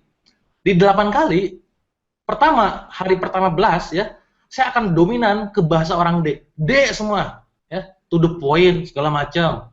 Hari kedua dalam seminggu itu, saya mau blast tipe I. Hari ketiga di minggu kedua ya, S. Minggu kedua di bagian hari keempat, C, sisanya baru dominan semua. Campur semua. Sekali lagi kita nggak pernah tahu market kita tipe apa. Makanya gunakan bahasa mereka semuanya. Inilah pentingnya penyusunan strategi promosi, ya. Jadi jangan tiap hari broadcast, ya. Jangan tiap hari ngeblast. Pas broadcast, gunakan bahasa mereka. Oh, gua hari ini mau pakai bahasa mereka deh. Orang campuran misalkan. Nggak apa-apa. Ya. Atau misalnya bahas orang D dulu, pengen nyaring. Kan kita nggak pernah tahu closing angka pas blast itu angkanya berapa. Ya, itu yang paling pertama. Jadi gunakan bahasa mereka semuanya, ya, bahasanya semuanya. Atau buat schedule promosi, strategi promosi buat ngeblast di BC ataupun misalkan di email, pas hari tertentu pakai orang D dominan, S dominan, C dominan, I dominan. Baru sisanya campuran. Insya Allah nanti kalau misalkan kan udah sering dilatih ya, bakal nemu market gua debennya tipe kayak gini. Berarti dominan rata-rata tipe ini. Itulah pentingnya kita melakukan tes dan ukur dalam jualan. Yes, benar. Nah, tadi kalau boleh saya tambahin untuk kata-kata dilatih, emang benar target pasar kita juga harus dilatih, dibiasakan ya. Jadi saya juga kemarin eksperimen.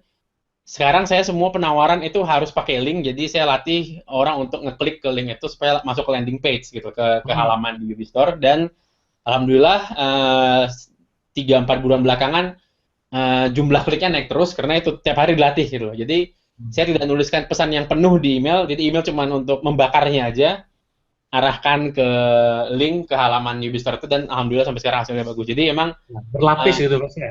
Ya, jadi kalau bisa emang berlatih. Karena ya, betul. Karena apalagi Anda bisnis online ya, sebagian besar kalau Anda udah nanti bisnisnya mungkin membesar itu dan udah punya toko online itu Anda akan sering banget nge-share yang namanya link ya. Mungkin dari Twitter pakai link ya, dari Facebook pakai link, dari email pakai link. Jadi Anda harus sering-sering latih target pasarnya. Wah, luar biasa Dewa. Sementara mungkin tanya jawabnya kita tutup dulu.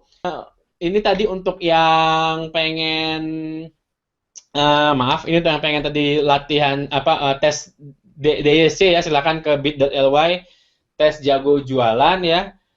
Dan mungkin untuk Anda yang ingin memberikan saran sama acara ini sama Yos, atau Anda pengen, Mas, aku mau pembicaranya Mas Anu atau siapa gitu ya, Anda bisa langsung hubungin saya via kontak ini ya, fikrifatullah@ubis.com, atau melalui akun Twitter saya Fikrifatullah, bilang aja pembicaranya minggu depan atau di Yos selanjutnya mau siapa ya, atau misalnya mau Mas Dewa lagi, ya silakan. Mungkin Anda bilang, Mas Dewa masih kurang nih Mas, masa cuma 2 jam doang, kurang banyak, mau lagi, oke, silakan aja ya. Saya akan coba ajak lagi Mas Dewa, misalnya emang banyak yang minta ya. Atau kalau Anda pengen ada materi, bisa juga, Mas, mau bahas materi properti dong, atau mau bahas materi emas atau apa, atau mungkin masih mau dalemin lagi bisnis online ya, silakan. Ya, saya akan coba tampung dan nanti akan saya coba datangkan pembicara-pembicaranya, insya Allah ya. Dan silakan pantau siapa yang akhirnya terpilih, atau saya undang atau kami undang untuk Yos selanjutnya di hot.ubis.com, melalui Twitter @ubis.com, atau melalui Facebooknya ya, fb.me/ubis.com. Sekali lagi Dewa, terima kasih sudah meluangkan waktu. Ya, makasih ya Kang Dewa. Sama-sama. Dan terima kasih untuk Anda yang sudah menonton sampai jam segini ya. Luar biasa antusiasnya, alhamdulillah. Untuk Anda yang pengen ngobrol langsung sama Mas Dewa karena lagi puasa di Twitter, silakan ke Facebook. Silakan search aja Dewa Eka Prayoga. Kalau Anda kesusahan menemukan mana akunnya, bisa hubungin saya langsung. Ayo, mungkin ada yang mau disampaikan sebelum kita udahan? Udah sih Mas. Jangan lupa nonton Yos lagi minggu depan. Insya Allah. Oke. Terima kasih untuk yang menyaksikan. Assalamualaikum warahmatullahi wabarakatuh.